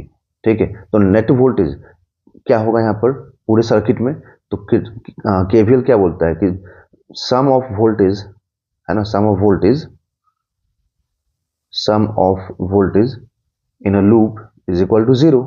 ठीक है, तो यहाँ पे सप्लाई वोल्टेज मतलब अप्लाई वोल्टेज हो गया, ये इंड्यूस्ड हो गया, इक्वल टू जीरो हो गया। तो यहाँ से V माइनस इंड्यूस्ड क्या लिखोगे, L into D I by D T is equal to zero. तो V into L V minus L into D I by D T, तो ये हम लोगों को यहाँ पर जीरो मिल जाएगा, मतलब केवीएल के अकॉर्डिंग जीरो हो जाएगा। ठीक है, अब यहाँ पर हमें क्या चाहिए, देखो मैं आपको बता दूं, जैसे हम लोगों ने रजिस्टर में देखा था बच्चों, रजिस्टर में हम लोगों ने क्या देखा था, पावर देखा था, करंट देखा था। तो हम लोगों ने ये देखा था ना वही करंट और, एक सेकंड, हाँ यहाँ पर हम लोगों ने देखा था ना कि करंट और इसमें वोल्टेज में कोई फेज डिफरेंस नहीं आया था। तो वोल्टेज कितना था, वोल्टेज था V M sine omega T, और करंट कितना आया था, करंट आया था I M sine omega T. तो फेज डिफरेंस क्या था, जीरो था ना वहाँ पर, कोई फेज डिफरेंस नहीं आया था, जीरो आया था मतलब। ठीक है, तो उसी टाइप से यहाँ पर भी हम लोगों को करंट और वोल्टेज का देखना है। तो वोल्टेज तो मालूम है हम लोगों को V M sine omega T होगा, बट करंट के बारे में कहाँ मालूम है, नहीं मालूम है। तो करंट का तो निकालना पड़ेगा आपको, तुम कैसे निकालेंगे, देखिए उस चीज को यहाँ पर बताया गया है। ठीक है, और जो मैंने बोला था ना कि फेजर्स एक्चुअली में स्केलर क्वांटिटीज होते हैं, वेक्टर नहीं होते हैं, वही लिखा है देखिए यहाँ पर, they are not vectors themselves, they are scalar quantities. ठीक है, स्केलर क्वांटिटीज होते हैं, कोई यहाँ पे आई कैप जे कैप नहीं होता ना बच्चों।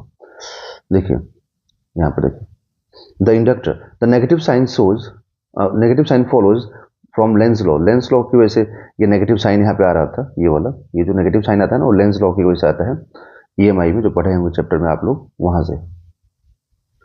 तो यहाँ देखिए, तो D I by D T is equal to V by L होता है ना।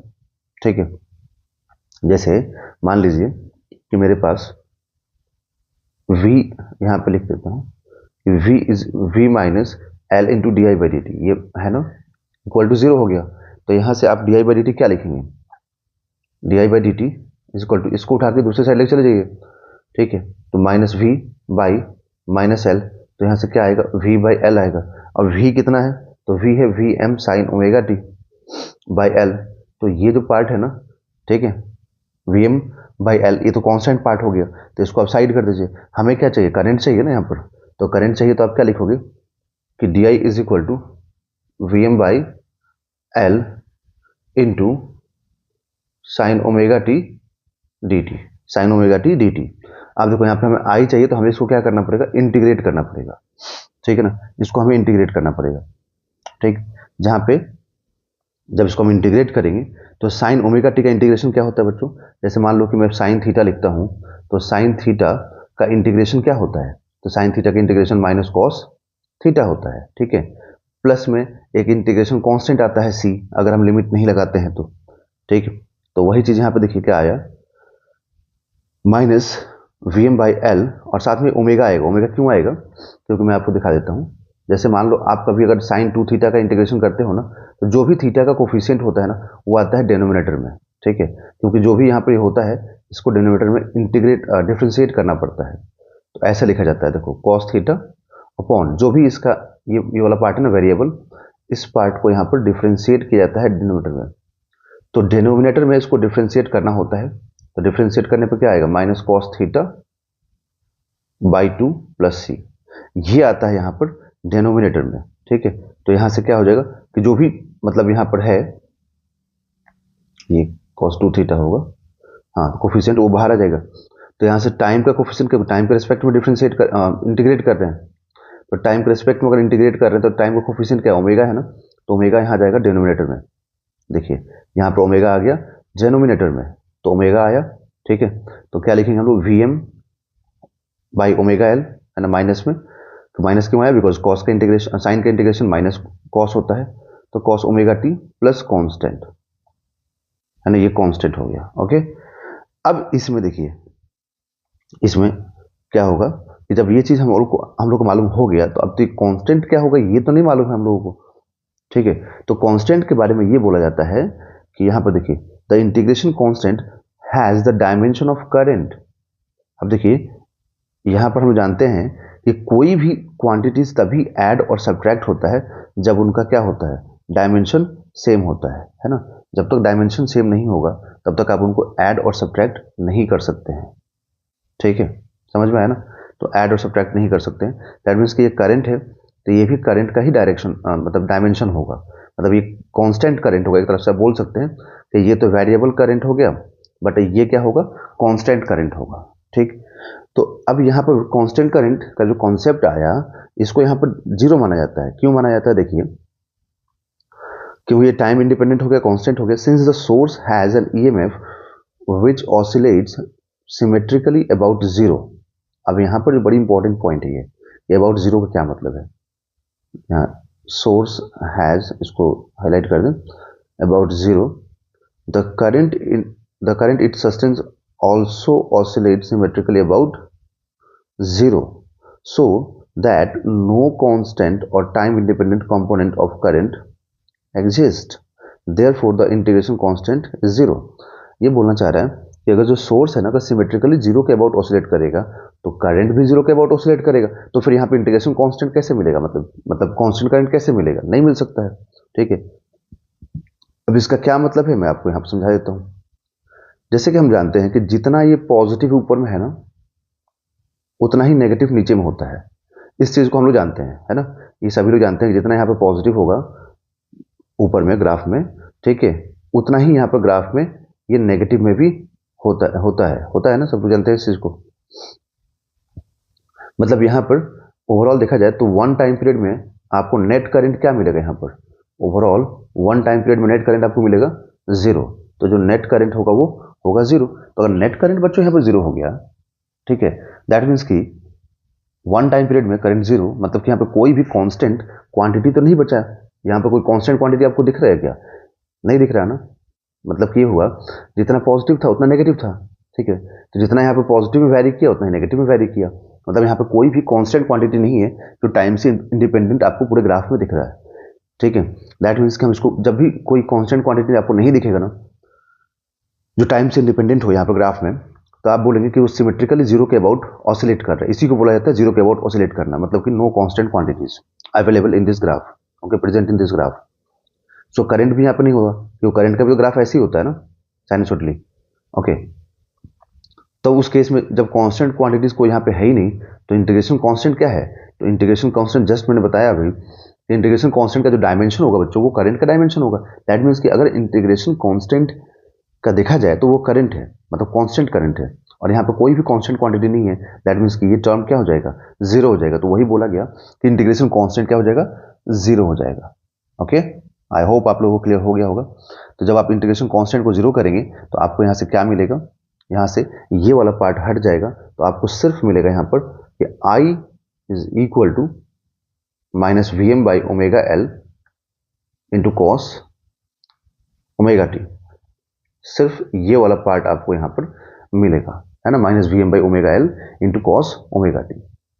ओके, अब ये पार्ट तो जीरो हो गया ना, इसीलिए इसको हटा दिए, इसको जीरो कर देते हैं। ठीक, अब यहाँ पर जो वी एम बाई ओमेगा है वो तो कांस्टेंट है ना, तो V M by omega L को देखिए क्या किया जाता है, जैसे कि अब इसको हटा देता हूँ, इसकी जरूरत तो है नहीं।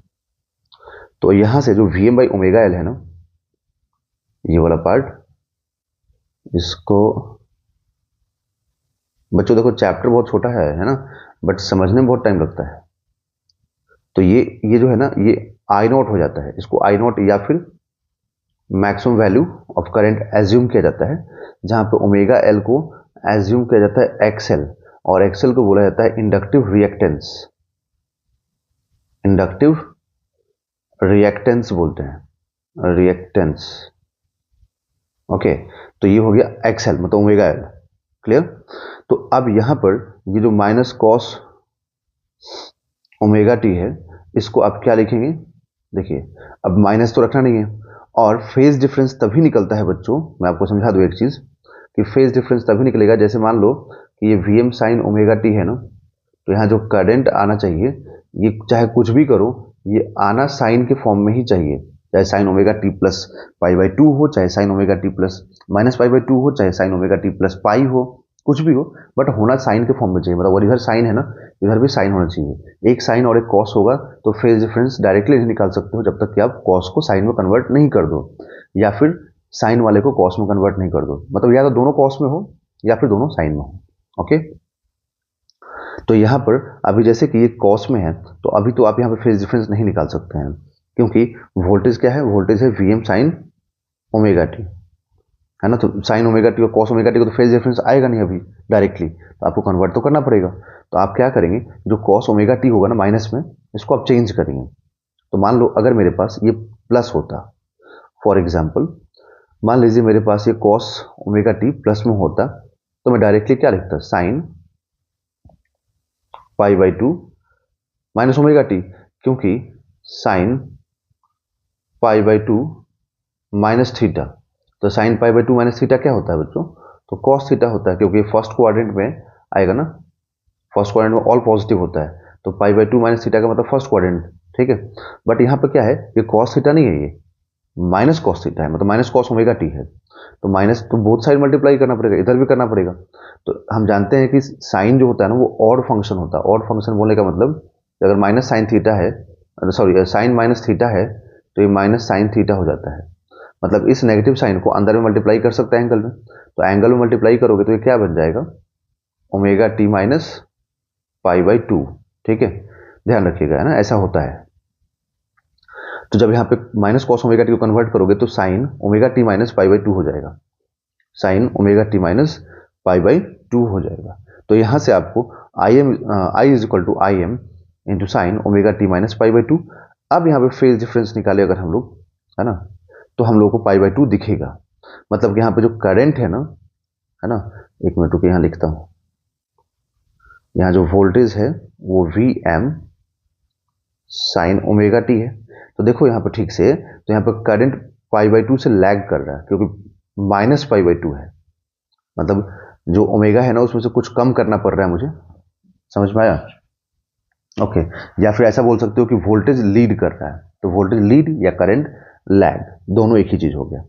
आई एम को हम लोग V M by omega L लिखेंगे, जो कि एम्पलीट्यूड ऑफ करंट हो गया, जो मैं आपको यहाँ पे बता रहा था, एम्पलीट्यूड ऑफ करंट हो गया। इसको हम इंडक्टिव रिएक्टेंस बोलते हैं, जिसको यहाँ लिखा गया इंडक्टिव रिएक्टेंस, जिसको हम एक्सेल से डिनोट करते हैं। ठीक है, और इंडक्टिव रिएक्टेंस में ना एक चीज और ध्यान रखिएगा, इंडक्टिव रिएक्टेंस में ओमेगा इंटू एल तो होता है, बट इसको आप 2 pi into F into L लिखेंगे, है ना, क्योंकि omega equal to 2 pi into frequency होता है। और अगर इसी में अगर डीसी सर्किट होता है ना, मान लो एसी की जगह पर हम डीसी सप्लाई दे देते, डायरेक्ट वोल्टेज दे देते, ठीक है, तो उसमें फ्रीक्वेंसी क्या होता है, डीसी के केस में फ्रीक्वेंसी 0 होता है, तो आपको एक्सएल क्या मिलता, 0 मिलता, क्योंकि एक्सएल डायरेक्टली प्रोपोर्शनल टू, यहाँ पर एक्सएल डायरेक्टली प्रोपोर्शनल टू क्या होगा, फ्रीक्वेंसी होगा। ठीक है, समझ में आया ना? तो यहाँ पर ग्राफ भी अगर ड्रॉ करना होता ना कि एक्सएल और फ्रीक्वेंसी के बीच में ग्राफ कैसा होगा, तो एक्सएल और फ्रीक्वेंसी के बीच में ग्राफ यहाँ पर ऐसा होता है, straight line passing through origin, है ना, ऐसा ग्राफ होता है। ठीक, तो डीसी केस में एक्सएल 0 हो जाएगा। ओके, अब यहाँ पर आपको पीक वैल्यू ऑफ करंट मालूम हो गया है ना। तो डायमेंशन ऑफ इंडक्टिव रिएक्टेंस, अभी जो इंडक्टिव रिएक्टेंस है एक्सएल, तो ये भी एक तरह से देखो तो I is equal to current is equal to क्या होता है, ओम्स लॉ के according current is equal to voltage by resistance होता है ना, वोल्टेज बाय रेजिस्टेंस होता है। तो यहाँ से आपको वोल्टेज बाय रेजिस्टेंस करने पे, तो ये तो रेजिस्टेंस की तरह ही बिहेव कर रहा है एक्सेल, तो एक्सेल का भी जो डायमेंशन होगा, ठीक है, या जो यूनिट होगा वो क्या होगा, रेजिस्टेंस की तरह ही होगा। इसका भी तो एक्सेल का भी ऐसा यूनिट क्या होगा, ओम होगा। तो एक्सेल का जो ऐसा यूनिट होगा वो ओम होगा। द इंडक्टिव रिएक्टेंस यहाँ देखिए, limits the current in a purely inductive circuit in the same way as the resistance limits the current in the purely resistive circuit. मतलब सीधे से बोलना चाह रहा है कि जैसे हम रेजिस्टेंस बढ़ाते हैं यहाँ पर, तो रेजिस्टेंस बढ़ाने पर करंट कम होता है ना, उस टाइप से अगर हम एक्सेल को इंक्रीज करेंगे तो करंट कम हो जाएगा। और एक्सेल कब इंक्रीज होगा बच्चों, एक्सेल तभी इंक्रीज होगा जब फ्रीक्वेंसी इंक्रीज होगा, ठीक है, या फिर एल का वैल्यू हम चेंज कर दें, ठीक है, तभी हो सकता है चेंजेस। समझ में आ गया। तो यहाँ पर वही चीज बोला जा रहा है, the inductive reactance is directly proportional to inductance and frequency of the current, ठीक है। देखो यहाँ पर the source voltage and the current in an inductor shows that current lags, ये अभी जस्ट बोला था मैंने, ये यहाँ पर करंट लैग कर रहा, current lags voltage by pi by 2 और 1/4 ऑफ द साइकिल। मतलब करंट लैग करना मतलब वोल्टेज लीड करना, बात एक ही हुआ। Voltage and current phasors in the present case at instant, the current phasor I is pi by 2 behind the voltage, क्योंकि वोल्टेज यहाँ पर लीड कर रहा है, करंट तो लैग कर रहा है, ठीक है। When rotated with frequency omega counter clockwise, क्योंकि काउंटर क्लॉकवाइज में तो एंटी क्लॉकवाइज ही रोटेट करना होता है बच्चों, ये रूल है। तो यहाँ पर देखिए जो फेजर में आएगा ना वो क्या आएगा कि वोल्टेज लीड करेगा, तो वोल्टेज लीड करेगा, तो वोल्टेज लीड करने का मतलब क्या हुआ कि वोल्टेज यहाँ पर होगा तो यहाँ पर करंट यहाँ पर होगा, तो इन दोनों के बीच का एंगल कितना हो जाएगा, पाई बाई 2। ओके, क्लियर हो गया, ठीक। तो यहाँ पर ये माइंड में आ सकता है कि सर हम इसको वोल्टेज को इधर दिखा देते और करंट को इधर दिखा देते, ऐसा क्यों नहीं किए, हम करंट को इधर क्यों दिखा रहे फोर्थ क्वाड्रेंट में। तो ऐसा दिखाने का रीजन क्या है कि यहाँ पे पाई बाई 2 माइनस ओमेगा टी नहीं है, यहाँ पर पाई बाई 2 माइनस ओमेगा टी नहीं है, यहाँ पर omega T minus pi by 2 है, ठीक है। तो ऐसा होने का मतलब हो गया कि यहाँ पर माइनस आता है ना, minus I M cos omega T आता है, ठीक है। तो minus I M cos omega T आने का मतलब हो गया कि करंट यहाँ पर नेगेटिव में, ठीक। तो करंट नेगेटिव में, ठीक है, यहाँ पर इसी क्वाड्रेंट में आपको दिखाना होगा, फोर्थ क्वाड्रेंट में, क्लियर, ताकि आप इसको बता सकें कि ये हम यहाँ पर नेगेटिव आ रहा है इसलिए इधर दिखा रहे हैं, ठीक है, क्लियर हो गया। तो अब यहाँ पर देखें ठीक से, तो यहाँ पर V is equal to V M sine omega T है, मतलब जो वोल्टेज का जो ग्राफ होगा वो साइनसोइडली होगा, तो वोल्टेज का साइनसोइडली होने का मतलब हो गया कि वोल्टेज जीरो से स्टार्ट होकर के ऐसे साइनसोइडली मूव करेगा, ओके। बट जो करंट का है ना, वो करंट क्या क्या है, तो आई एम माइनस पे था, है ना, एक मिनट रुकिए, माइनस कॉस ओमेगा टी था, okay, minus I M cos omega T, है ना। तो इसका ग्राफ कैसे होगा, इसका ग्राफ यहाँ पर इस टाइप से ऐसे जाएगा, ठीक है, इस तरीके से। मतलब यहाँ पर क्या होगा, तो यहाँ पर ये कॉस होगा, है ना, और कॉस नीचे की तरफ, यहाँ पर नीचे से क्यों स्टार्ट होगा, क्योंकि देखो कॉस का ग्राफ हमेशा जीरो से स्टार्ट नहीं होगा, कॉस का ग्राफ हमेशा या तो ऊपर से होगा पॉजिटिव होगा तो, या नेगेटिव होगा तो नीचे से होगा, ठीक है। तो यहाँ पर कॉस का ग्राफ इधर से स्टार्ट होगा, क्लियर, ठीक। तो नेगेटिव होगा तो इसीलिए नीचे से हम लोग यहाँ से ऐसे स्टार्ट कर देंगे, हो गया, समझ में आ गया आप लोगों को। ओके, अब देखिए, we see that the current reaches its maximum value later than the voltage, मतलब बोल रहे हैं यहाँ पर कि करंट यहाँ पर जो है ना अपने मैक्सिमम वैल्यू पे पहले ही पहुंच जा रहा है, ठीक है, then the voltage, okay, then the voltage by 1/4 of the cycle, by 1/4 of the cycle, ठीक है। 1/4 बोलने का मतलब कि पाई बाई 2 से पीछे रहना, ठीक है। You have seen that an inductor has reactance, an inductor has reactance that limits current similar to resistance in a DC circuit। तो जैसे DC सर्किट में रेजिस्टेंस होता है उस टाइप से यहाँ पर भी रेजिस्टेंस है। तो अब पूछा कि does it also consume power like resistance, क्या ये भी पावर कंज्यूम करेगा, तो देखते हैं फाइंड करके कि भाई कंज्यूम करता है कि नहीं करता है। तो यहाँ पर अगर हम इंस्टेंटेनियस पावर निकालेंगे तो हम लोग क्या लिखेंगे, इंस्टेंटेनियस पावर निकालेंगे instantaneous voltage into instantaneous current. तो यहाँ पे इंस्टेंटेनियस करंट क्या था, I M sine omega T minus pi by two, and voltage क्या है, V M sine omega T, है ना। ये पूरा यहाँ पर इंस्टेंटेनियस पावर का फॉर्मूला हो गया। ओके, तो यहाँ पर क्या आया, तो बच्चों ये तो माइनस लिख सकते हैं ना इसको, माइनस कॉस ओमेगा टी, तो लिख दिया minus cos omega T, minus यहाँ बाहर कर दिया, तो cos omega T into sine omega T. अब इसको हम लोग क्या कर सकते हैं, तो इसको हम लोग ये काम कर सकते हैं कि यहाँ पर 2 से मल्टीप्लाई कर दें और 2 से डिवाइड कर दें, जैसे मैं दिखा देता हूँ इधर पे करके। बाकी इसको छोड़ दो, ये तो कांस्टेंट क्वांटिटीज है, तो यहाँ पर 2 से मल्टीप्लाई करो और 2 से डिवाइड भी कर दो, तो यहाँ पर sine 2 omega T by 2। Okay, तो यहाँ पर क्या हो जाएगा, ये देखो ये जो 2 है ना, ये वाला पार्ट यहाँ पे दिख रहा है अपने को, और ये साइन 2 ओमेगा टी यहाँ दिख रहा है, तो minus I M into V M by 2 into sine 2 omega T, 2 omega T.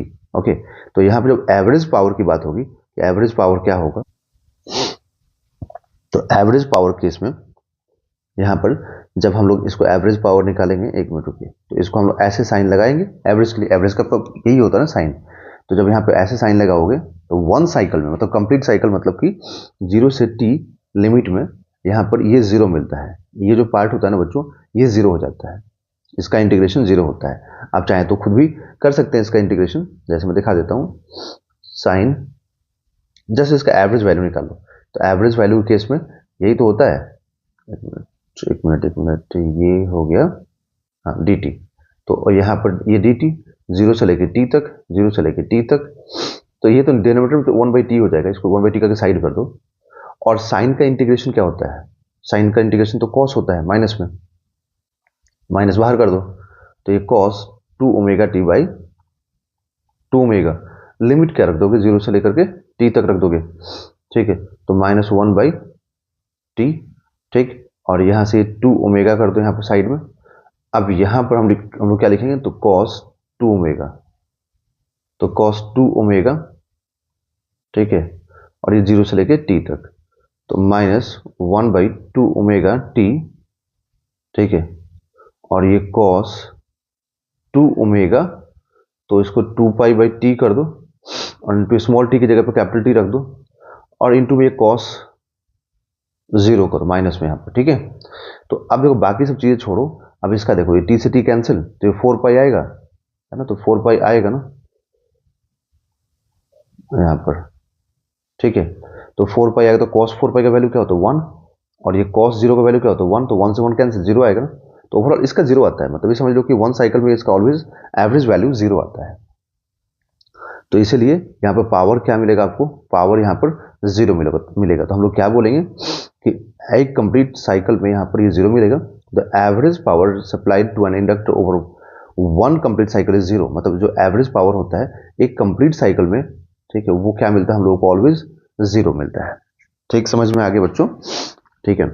तो अब देखिए, अब यहाँ पर एक क्वेश्चन है, क्वेश्चन में क्या बोला गया आपसे कि अ प्योरली इंडक्टर, है ना, a purely inductor 25 milli henry, inductor का यूनिट होता है हेनरी, मिली का मतलब 10⁻³ हो गया, is connected to a source of 220। अब इस सोर्स के बारे में कुछ बोला नहीं है, तो क्या लेंगे हम लोग, यहाँ पर लेंगे इसका RMS value, find the inductive reactance and RMS current in the circuit if frequency of the source is 50 hertz. अब आरएमएस का जो मतलब फॉर्मूला वगैरह था ना, सब कुछ सेम रहेगा, चाहे वो रेजिस्टर हो, कैपेसिटर हो, चाहे इंडक्टर हो, ओके, वो उसमें कोई चेंजेस नहीं आएगा। तो यहाँ पर देखिए, आपको यहाँ पर एक्सएल चाहिए, अगर आपको इंडक्टिव रिएक्टेंस चाहिए तो आपको क्या क्या चाहिए था, फ्रीक्वेंसी चाहिए था और एल चाहिए था, तो एल दिया हुआ है यहाँ पर, फ्रीक्वेंसी हम लोग को दिया हुआ है 50 हर्ट्ज, तो उसको रख दीजिए, फ्रीक्वेंसी रख दीजिए, है ना, 25 × 10⁻³ रख दीजिए मिली हेनरी को, तो आपको यहाँ से एक्सएल मालूम हो जाएगा। आरएमएस पूछा है, तो आरएमएस के लिए आरएमएस वोल्टेज दिया हुआ है ना आपको, तो अगर आरएमएस वोल्टेज दिया हुआ तो RMS current is equal to RMS voltage divided by जो भी यहाँ पर आप एक्सएल निकाल रहे हैं उसे डिवाइड कर दीजिए, तो आपको यहाँ पर आरएमएस करंट मालूम हो जाएगा, ठीक है। ओके, अब देखिए नेक्स्ट, यहाँ पर जो नेक्स्ट टॉपिक है वो है बच्चों AC voltage applied to a capacitor, है ना। अब एसी वोल्टेज अगर हम कैपेसिटर को अप्लाई करते हैं तो क्या होगा, तो कैपेसिटर, है ना, और ये कैपेसिटर हो गया, ये एसी वोल्टेज हो गया। तो बोल रहा है कि अगर हम वोल्टेज देंगे वीएम साइन ओमेगा टी, है ना, जिसमें प्योरली कैपेसिटर है, मतलब इसमें कोई रेजिस्टर नहीं है, कोई इंडक्टर नहीं है, कुछ भी नहीं, एकदम प्योर कैपेसिटर है, ठीक है।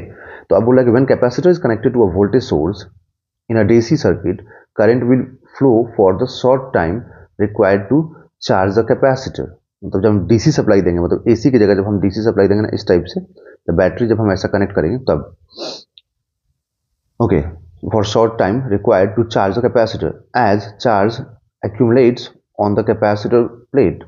बोला कि as charge accumulates on the capacitor plate, जब हम डीसी देंगे ना तो चार्ज वहां पर क्या होता है, एक्यूमुलेट करना स्टार्ट करता है, जिसकी वजह से फाइनली वो शॉर्ट टाइम में ही फुल्ली चार्ज होकर करंट को ब्लॉक कर देता है। Okay, the voltage across them increases opposing the current, that is a capacitor in DC circuit will limit or oppose the current as it charges। When the capacitor is fully charged, current falls to zero। मतलब ये सब DC की बात हो रही है, DC में current zero जाता है। अब डीसी में करंट कैसे जीरो होता है, इसके बारे में बच्चों हम डीसी में डिस्कस करेंगे तो ज़्यादा अच्छा रहेगा, जब हम कैपेसिटर चैप्टर अलग से पढ़ेंगे तब, ओके। क्योंकि फुल्ली जब चार्ज हो जाता है तो ब्लॉक कर देता है। When the capacitor is connected to an AC source, it limits or regulates the current but does not completely prevent the flow of charges। बोल रहा है कि जब इसी कैपेसिटर को हम लोग कनेक्ट करेंगे, ठीक है, एसी में, तब ये कंप्लीटली ब्लॉक नहीं करता है, अपोज करता है बट ब्लॉक नहीं करता है। The capacitor is alternatively charged and discharged as the current reverses each half cycle. मतलब एक बार चार्ज हो जाएगा, फिर एक बार डिस्चार्ज हो जाएगा, फिर एक बार चार्ज होगा, फिर एक बार डिस्चार्ज होगा, ऐसे चलते रहेगा। क्यों चलते रहेगा, क्योंकि एक बार पॉजिटिव हाफ साइकिल चलेगा तो फिर एक बार नेगेटिव हाफ साइकिल चलेगा, तो ये चार्ज डिस्चार्ज लगा रहेगा। Let Q be the charge on the capacitor at any time T. बोला गया कि आप एज्यूम करें कि जो क्यू है ना वो चार्ज है कैपेसिटर पे किसी टाइम टी पर, ठीक है। तो instantaneous voltage across the capacitor, तो हम जानते हैं कैपेसिटर के फॉर्मूले के अकॉर्डिंग कि Q is equal to C V होता है, then V is equal to क्या होगा, क्यू बाई सी होगा।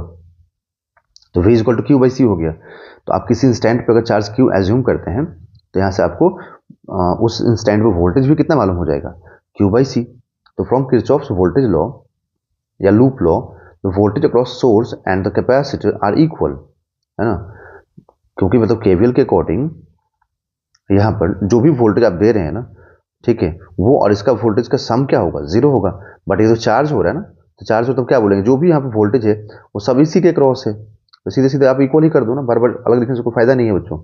तो यहाँ लिखने से सीधे क्या कि V equal to Q by C हो रहा है ना, V equal to Q by C हो रहा है ना यहाँ पर देखो, तो V M sine omega T is equal to Q by C, ठीक है। तो यहाँ से अब आप क्या करें, तो लिखेंगे कि हम लोगों को तो क्या चाहिए, हम लोग को करंट चाहिए ना, क्योंकि देखो हम लोग को मेनली फेज डिफरेंस और फेजर डायग्राम इनसे मतलब है। तो हम Q is equal to C into V M sine omega T कर देंगे। अब देखो अगर इसको मैं इस अगर चार्ज को टाइम के रिस्पेक्ट में डिफ्रेंशिएट कर दूं, क्योंकि ये चार्ज टाइम पर डिपेंड कर रहा है, ठीक है। तो C इंटू वी एम मतलब वी एम मतलब मैक्सिमम वोल्टेज, और साइन का इंटीग्रेशन कॉस होता है बच्चों, ठीक है। और यहाँ पर देखो जो भी कोफिशियंट है ना टाइम का, वो यहाँ पर मल्टीप्लीकेशन में आ जाएगा ओमेगा। तो क्या आएगा, omega C into V M into cos omega T. देखिए यहाँ पर आया ना, omega into C into V M into cos omega T. तो आप इस चीज को ना, ये जो ब्रैकेट के अंदर मैं लिख रहा हूँ ये वाला पार्ट, इसको आप लिखेंगे V M by 1 by omega C, तो उससे एक वी बाई आर के फॉर्म में आ जाएगा। तो ये जो है ना, ये वी एम बाई इसको एक्स ही कर दो, ठीक है। और यहाँ से एक्स इज इक्वल टू क्या मालूम हो गया, 1 बाई ओमेगा सी, मतलब X is equal to 1 upon 2 pi into frequency into C, मतलब कि X C directly proportional to 1 by frequency हो गया, है ना। तो जैसे डीसी की बात करोगे ना, तो फॉर डीसी सप्लाई में फ्रीक्वेंसी का वैल्यू क्या होता है बच्चों, जीरो होता है। और यहाँ इनवर्स में रेसिप्रोकल में मतलब एक्स इज इक्वल टू क्या मिलेगा, इन्फिनिटी। तो इसीलिए कहा जाता है कि डीसी में ये इनफाइनाइट रेजिस्टेंस ऑफर करेगा कैपेसिटर, इसलिए करंट का कंप्लीटली ब्लॉकेज हो जाता है, ठीक है। तो ये कॉस ओमेगा टी, और ये क्या हो गया, पीक वैल्यू ऑफ करंट हो गया, ओके। और ये कॉस ओमेगा टी है, तो कॉस को तो आपको साइन में कन्वर्ट करना पड़ेगा, क्योंकि जो वोल्टेज है वो तो साइन में है ना, समझ में आया। तो कॉस ओमेगा टी को लिख देंगे यहाँ पर। अब यहाँ पर कोई माइनस साइन है नहीं, है ना, तो माइनस साइन नहीं है, तो इसलिए आप लिखेंगे कि sign omega T plus pi by to, sign omega T plus pi by to लिखेंगे, है ना। अब यहां पर देखिए, एक मिनट रुकिए, यहां पर π/2 माइनस ओमेगा टी नहीं लिखेंगे हम लोग। क्यों नहीं लिखेंगे मैं समझा रहा हूं आपको। इसलिए नहीं लिखेंगे क्योंकि इससे भी पॉजिटिव ही आएगा, है ना। बट ये माइनस वाला एक पार्ट हम देख चुके हैं, मतलब ओमेगा टी माइनस π/2 बोलो या फिर π/2 माइनस ओमेगा टी बोलो, एक हम लोग देख चुके हैं उसमें, है ना। तो वहां पर लैग कर रहा था, तो फिर से लैग तो नहीं करेगा, है ना। तो यहाँ पर क्या होगा, ओमेगा टी प्लस π/2 लिखना होता है, क्योंकि देखो प्लस तो दोनों में आ जाएगा ना, π/2 माइनस ओमेगा टी में भी आएगा, इसमें भी आएगा, तो हम प्लस वाला लेंगे, तो माइनस वाला हम ऑलरेडी यूज कर चुके हैं, है ना, इंडक्टर में। और दोनों में अगर लैग ही करता है तो फिर हम दो यूज क्यों करते हैं, दोनों का यूज ही नहीं होता, दोनों का अलग अलग कैरेक्टरिस्टिक्स है, तो दोनों का अलग अलग प्रॉपर्टीज भी आएगा, ठीक है। तो साइन ओमेगा टी प्लस π/2, तो यहां से I M sine omega T plus π/2 आ जाएगा, ठीक है। तो यहाँ पर हम देख रहे हैं कि करंट यहाँ पर लैग नहीं कर रहा, करंट लीड कर रहा है, ठीक है, करंट लीड कर रहा है। और यहाँ से आई एम आ जा रहा है हम लोग के पास वी एम बाई एक्स सी, मतलब we M by 1/ω/c। Okay, समझ में आया। जहाँ पे हम लोग इसको एक्स सी बोलते हैं, तो X C is equal to capacitive reactance हो गया, जिसको हम कैपेसिटिव रिएक्टेंस बोलते हैं, ठीक है। तो I M is equal to हो जाएगा V M by X C. समझ में आया। मतलब यहाँ पे करंट लीड करेगा, जब करंट लीड कर रहा है ना, तो सेकंड क्वाड्रेंट में जा रहा है, और सेकंड क्वाड्रेंट में जाने का मतलब हो गया कि करंट इधर हो जाएगा और वोल्टेज ओमेगा टी है तो इधर रहेगा। तो यहाँ पे इन दोनों के बीच का फेज डिफरेंस कितना आया, 90। मतलब यहाँ पे हम बोलेंगे कि करंट और वोल्टेज के बीच का जो फेज डिफरेंस है वो 90 है, और करंट यहाँ पर लीड कर रहा है, ओके। और जो डायमेंशन होगा इसका कैपेसिटिव रिएक्टेंस का, वो सेम होगा रेजिस्टेंस की तरफ, ओम होगा, ठीक है। और कैपेसिटिव रिएक्टेंस, देखिए capacitive reactance limits the amplitude of current in a purely capacitive circuit same as resistance limits the current. मतलब जैसे हम करंट यहाँ पर करंट को जैसे लिमिट करता है रेजिस्टेंस, उस टाइप से ये भी, मतलब समझ में आ रहा है ना आपको। जैसे यहाँ पर देखिए, मान लो कि मैं अगर ये एक्स सी का वैल्यू बढ़ाऊं तो करंट क्या हो जाएगा, कम हो जाएगा, ठीक है। उस टाइप से ये लिमिट लगाएगा यहाँ पर। बट देखिए, but it is inversely proportional to frequency and the capacitance. देखो यहाँ पर इनवर्स में है ना, ये मैंने आपको अभी दिखाया था कि ये इनवर्स में आ रहा है, ठीक है। तो इनवर्स में आएगा ना, तो इसका ग्राफ कैसा होगा ये भी दिखा देता हूँ यहाँ पर साथ में आपको। तो यहाँ पर जो इनवर्स में आएगा तो इसका जो ग्राफ होता है, ठीक है, यहाँ पर वो ऐसा होता है, ठीक है। मतलब ये फ्रीक्वेंसी और ये एक्सी, तो ग्राफ इसका इस टाइप से होता है, ओके। ग्राफ के बारे में डिटेल में डिस्कशन करेंगे जब हम अलग से, स्पेशली जैसे मैं इसका काइनेमेटिक्स का पूरा चैप्टर पढ़ा रहा हूँ अलग से नीट और जेई के लिए, उस टाइप से जब पढ़ाऊंगा इसके बारे में, तो आपको वहाँ पे ग्राफ के बारे में और डिटेल में एक्सप्लेन करूंगा, ओके। तो यहाँ देखिए, current is π/2 ahead of voltage, तो करंट यहाँ पर लीड कर रहा है, तो करंट यहाँ पर लीड कर रहा है बच्चों, ओके, समझ में आ गया। तो यहाँ पर करंट लीड करेगा, ठीक है, वोल्टेज लैग करेगा, बात एक ही हुआ, वोल्टेज लैग करेगा और ऑलवेज काउंटर क्लॉकवाइज में रोटेट करना होता है। तो अब यहाँ पर भी देखना पड़ेगा पावर हम लोगों को, कि भाई यहाँ पे पावर क्या होगा, क्योंकि रेजिस्टेंस में तो पावर मिला था, पावर वहाँ पर डिसिपेट हो रहा था, इंडक्टर में पावर 0 मिला था, बट यहाँ पर क्या पावर होगा देखना पड़ेगा हम लोगों को, कि क्या कुछ पावर कंज्यूम कर रहा है कि नहीं। इंडक्टर ने तो कोई पावर कंज्यूम नहीं किया था, तो एवरेज पावर इंडक्टर में 0 था। तो यहाँ पे इंस्टेंटेनियस पावर सप्लाई देखें तो I M into I into V, मतलब इंस्टेंटेनियस वोल्टेज और इंस्टेंटेनियस करंट हो गया, ओके। तो यहाँ पर देखिए I M V M cos omega T sine omega T, तो सेम वही कॉन्सेप्ट, 2 से मल्टीप्लाई करो, 2 से डिवाइड करो, तो ये साइन 2 ओमेगा टी में आ जाएगा। और फिर अगर हम एक कंप्लीट साइकिल में देखें तो साइन 2 ओमेगा टी का वैल्यू क्या होता है, 0 होता है। दैट मीन्स कि यहाँ पर कोई पावर कंज्यूम ये भी नहीं करेगा, मतलब कैपेसिटर भी कंप्लीट 1 साइकिल में पावर जो है ना वो 0 कंज्यूम करेगा, मतलब कोई पावर कंज्यूम ये नहीं करेगा। क्लियर हो गया आप लोगों को, समझ में आ गया, ठीक है। तो इसका मतलब कि इंडक्टर और कैपेसिटर में पावर कंजम्पशन 0 मिलेगा हम लोगों को, ठीक है, एवरेज पावर ओवर 1 साइकिल, है ना, ओवर 1 साइकिल। क्लियर, ठीक है, ठीक। अब देखिए क्वेश्चन में यहाँ पर, a lamp is connected in series with a capacitor, predict your observations for DC and AC connections, what happens in each case if capacitance of capacitor is reduced, ठीक है। अब देखिए यहाँ पे बोला है कि when DC source is connected to a capacitor, the capacitor gets charged and after charging no current flows in the circuit and the lamp will not glow. क्योंकि अगर एक लैम्प को कनेक्ट किया गया कैपेसिटर की हेल्प से, है ना, मतलब इस टाइप से मैं डायग्राम बना देता हूँ। यहाँ पर एक लैम्प है और यहाँ पे कैपेसिटर है, ओके। यहाँ पे एक बैटरी है, अब देखो ये कैपेसिटर पहले लैंप से कनेक्ट करो या लैंप के बाद में कनेक्ट करो, उससे कोई फर्क नहीं पड़ता है, इसमें कंफ्यूजन नहीं होना चाहिए। ओके, तो यहाँ पर अगर डीसी सप्लाई आप दे रहे हो ना, तो ये क्या होगा कि जो कैपेसिटर है वो फुल्ली चार्ज हो जाएगा, और जब कैपेसिटर फुल्ली चार्ज हो जाएगा तो करंट को ब्लॉक कर देगा, तो लैंप यहाँ पे ग्लो नहीं करेगा। There will be no change even if C is reduced with the AC source, I am sorry, there will be no change even C is reduce. अब जब करंट फ्लो ही नहीं करेगा तो सी को रिड्यूस करके भी क्या फर्क पड़ने वाला, कुछ नहीं फर्क पड़ने वाला। अब देखिए विद एसी सोर्स, तो with AC source the capacitor offers capacitive reactance 1 by omega c and the current flows in the circuit, consequently the lamp will shine। मतलब क्योंकि अगर यहाँ पर हम लोग कैपेसिटर लगाए हैं और यहाँ पर लैंप लगा दिए, बट अगर हम एसी सोर्स दे रहे हैं तो कैपेसिटर कभी फुल्ली चार्ज होगा ही नहीं, है ना, कैपेसिटर कभी फुल्ली चार्ज नहीं होगा, एक बार चार्ज होगा फिर डिस्चार्ज होगा, फिर चार्ज होगा फिर डिस्चार्ज होगा, तो यहाँ पे लैंप तो ग्लो करेगा, समझ में आया ना, लैंप ग्लो करेगा, साइन करेगा, ठीक है। अब बोला रिड्यूसिंग सी, अब सी को अगर आप यहाँ पे देखो ये 1 by ओमेगा सी थी ना, ओमेगा सी था, तो अगर सी को आप डिक्रीज करोगे तो ये क्या होगा, इंक्रीज कर जाएगा। तो अगर reducing C will increase reactance and the lamp will shine less brightly than before, मतलब पहले जितना, क्योंकि अब यहाँ पर सी को कम करने का मतलब क्या हुआ, रेजिस्टेंस बढ़ना, रेजिस्टेंस बढ़ने का मतलब क्या होता है, करंट का कम होना, क्योंकि ये वी एम बाई एक्स ही था, तो अगर ये बढ़ गया तो ये करंट तो कम हो जाएगा, करंट कम होगा तो फिर लैंप कम ग्लो करेगा, ठीक, समझ में आया। यहाँ पर आपको कैपेसिटेंस दिया हुआ है, फ्रीक्वेंसी दिया हुआ है और वोल्टेज दिया हुआ है, आपसे पूछ रहा है कि फाइंड द कैपेसिटिव रिएक्टेंस। तो कैपेसिटिव रिएक्टेंस का फॉर्मूला क्या था, अभी कुछ देर पहले मैंने लिखा था कि 1 by 2 pi into frequency into C था, तो फ्रीक्वेंसी आपको दिया हुआ है, आपको सी का वैल्यू दिया हुआ है, पुट कीजिए, सॉल्व कीजिए, आंसर आपको बच्चों यहाँ से मालूम हो जाएगा, है ना, समझ में आया ना। तो यहाँ से आप एकदम क्लियरली इसको सॉल्व कर पाएंगे।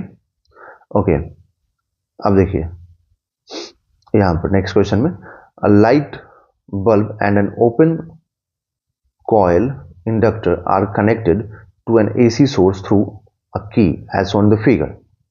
तो यहाँ पे एक लाइट बल्ब है और एक यहाँ पर इंडक्टर है। अब इसमें अगर हम लोग बोला गया यहाँ पर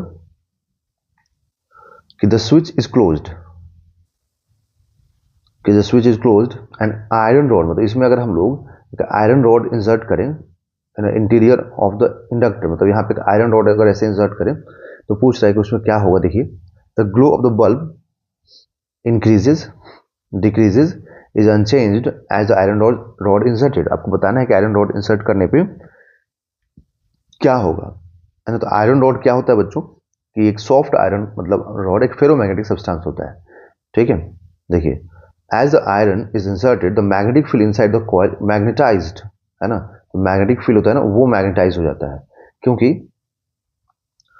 ये एक फेरोमैग्नेटिक सब्सटेंस होता है, फेरोमैग्नेटिक सब्सटेंस में बहुत ही हाईली मैग्नेटाइज मतलब होता है मैग्नेटिक फील्ड। तो iron increasing the magnetic field inside the, क्योंकि जब फेरोमैग्नेटिक डालोगे तो बहुत ज़्यादा मैग्नेटाइज होता है और वहाँ पे मैग्नेटिक फील्ड और इंक्रीज होता है, बढ़ता है, ये मैग्नेटिक फील्ड में आपको मिलेगा। Okay, hence the inductance of the coil increases, तो अगर मैग्नेटिक फील्ड बढ़ेगा तो इंडक्टेंस बढ़ जाएगा कॉइल का। Consequently the inductive reactance of the coil increases, क्योंकि ये 2 pi into F into L था, तो अगर ये बढ़ जाएगा तो ये बढ़ जाएगा, है ना, एक्सेल बढ़ जाएगा, और अगर एक्सेल बढ़ेगा, अगर एक्सेल का वैल्यू इंक्रीज कर गया तो करंट डिक्रीज कर जाएगा। As the result larger fraction of the applied AC voltage appears across the inductor, leaving less voltage across the bulb. The glow of the bulb decreases। वैसे भी देख सकते हैं कि करंट अगर डिक्रीज करेगा तब भी, अगर करंट यहाँ पर डिक्रीज कर गया क्योंकि एक्सेल बढ़ गया, तब भी ये हो जाएगा, कम हो जाएगा इसका ब्राइटनेस, ठीक है, ग्लो कम हो जाएगा। या फिर आप ऐसा बोल सकते हैं कि अगर ये एक्सेल बढ़ गया तो ज़्यादा वोल्टेज यहाँ पर कंज्यूम हो जाएगा, अगर ज़्यादा वोल्टेज यहाँ कंज्यूम होगा तो इसके क्रॉस कम जाएगा वोल्टेज, तो वोल्टेज इसके क्रॉस कम होगा क्योंकि सीरीज में है, तो फिर करंट भी कम मिलेगा, तो कम ग्लो करेगा। ओके, ठीक है बच्चों, अब नेक्स्ट वीडियो में ना ये पढ़ेंगे हम लोग AC voltage applied to a series LCR circuit, है ना, और ये बहुत ही इंपॉर्टेंट है, तो नेक्स्ट में हम लोग इसको कवर करेंगे। ओके, थैंक यू बच्चों, और बच्चों वीडियोस को जरूर आप लाइक कीजिए और चैनल को सब्सक्राइब करें, अब दोस्तों के साथ जरूर शेयर करें, क्योंकि अभी एग्जाम आने वाला 15 और 17 से फेब से, तो उसमें बहुत आपको हेल्प मिलेगा, है ना, क्योंकि आपको पूरा दम समझ में आ जाएगा एक एक लाइन यहाँ पर। Okay, thank you.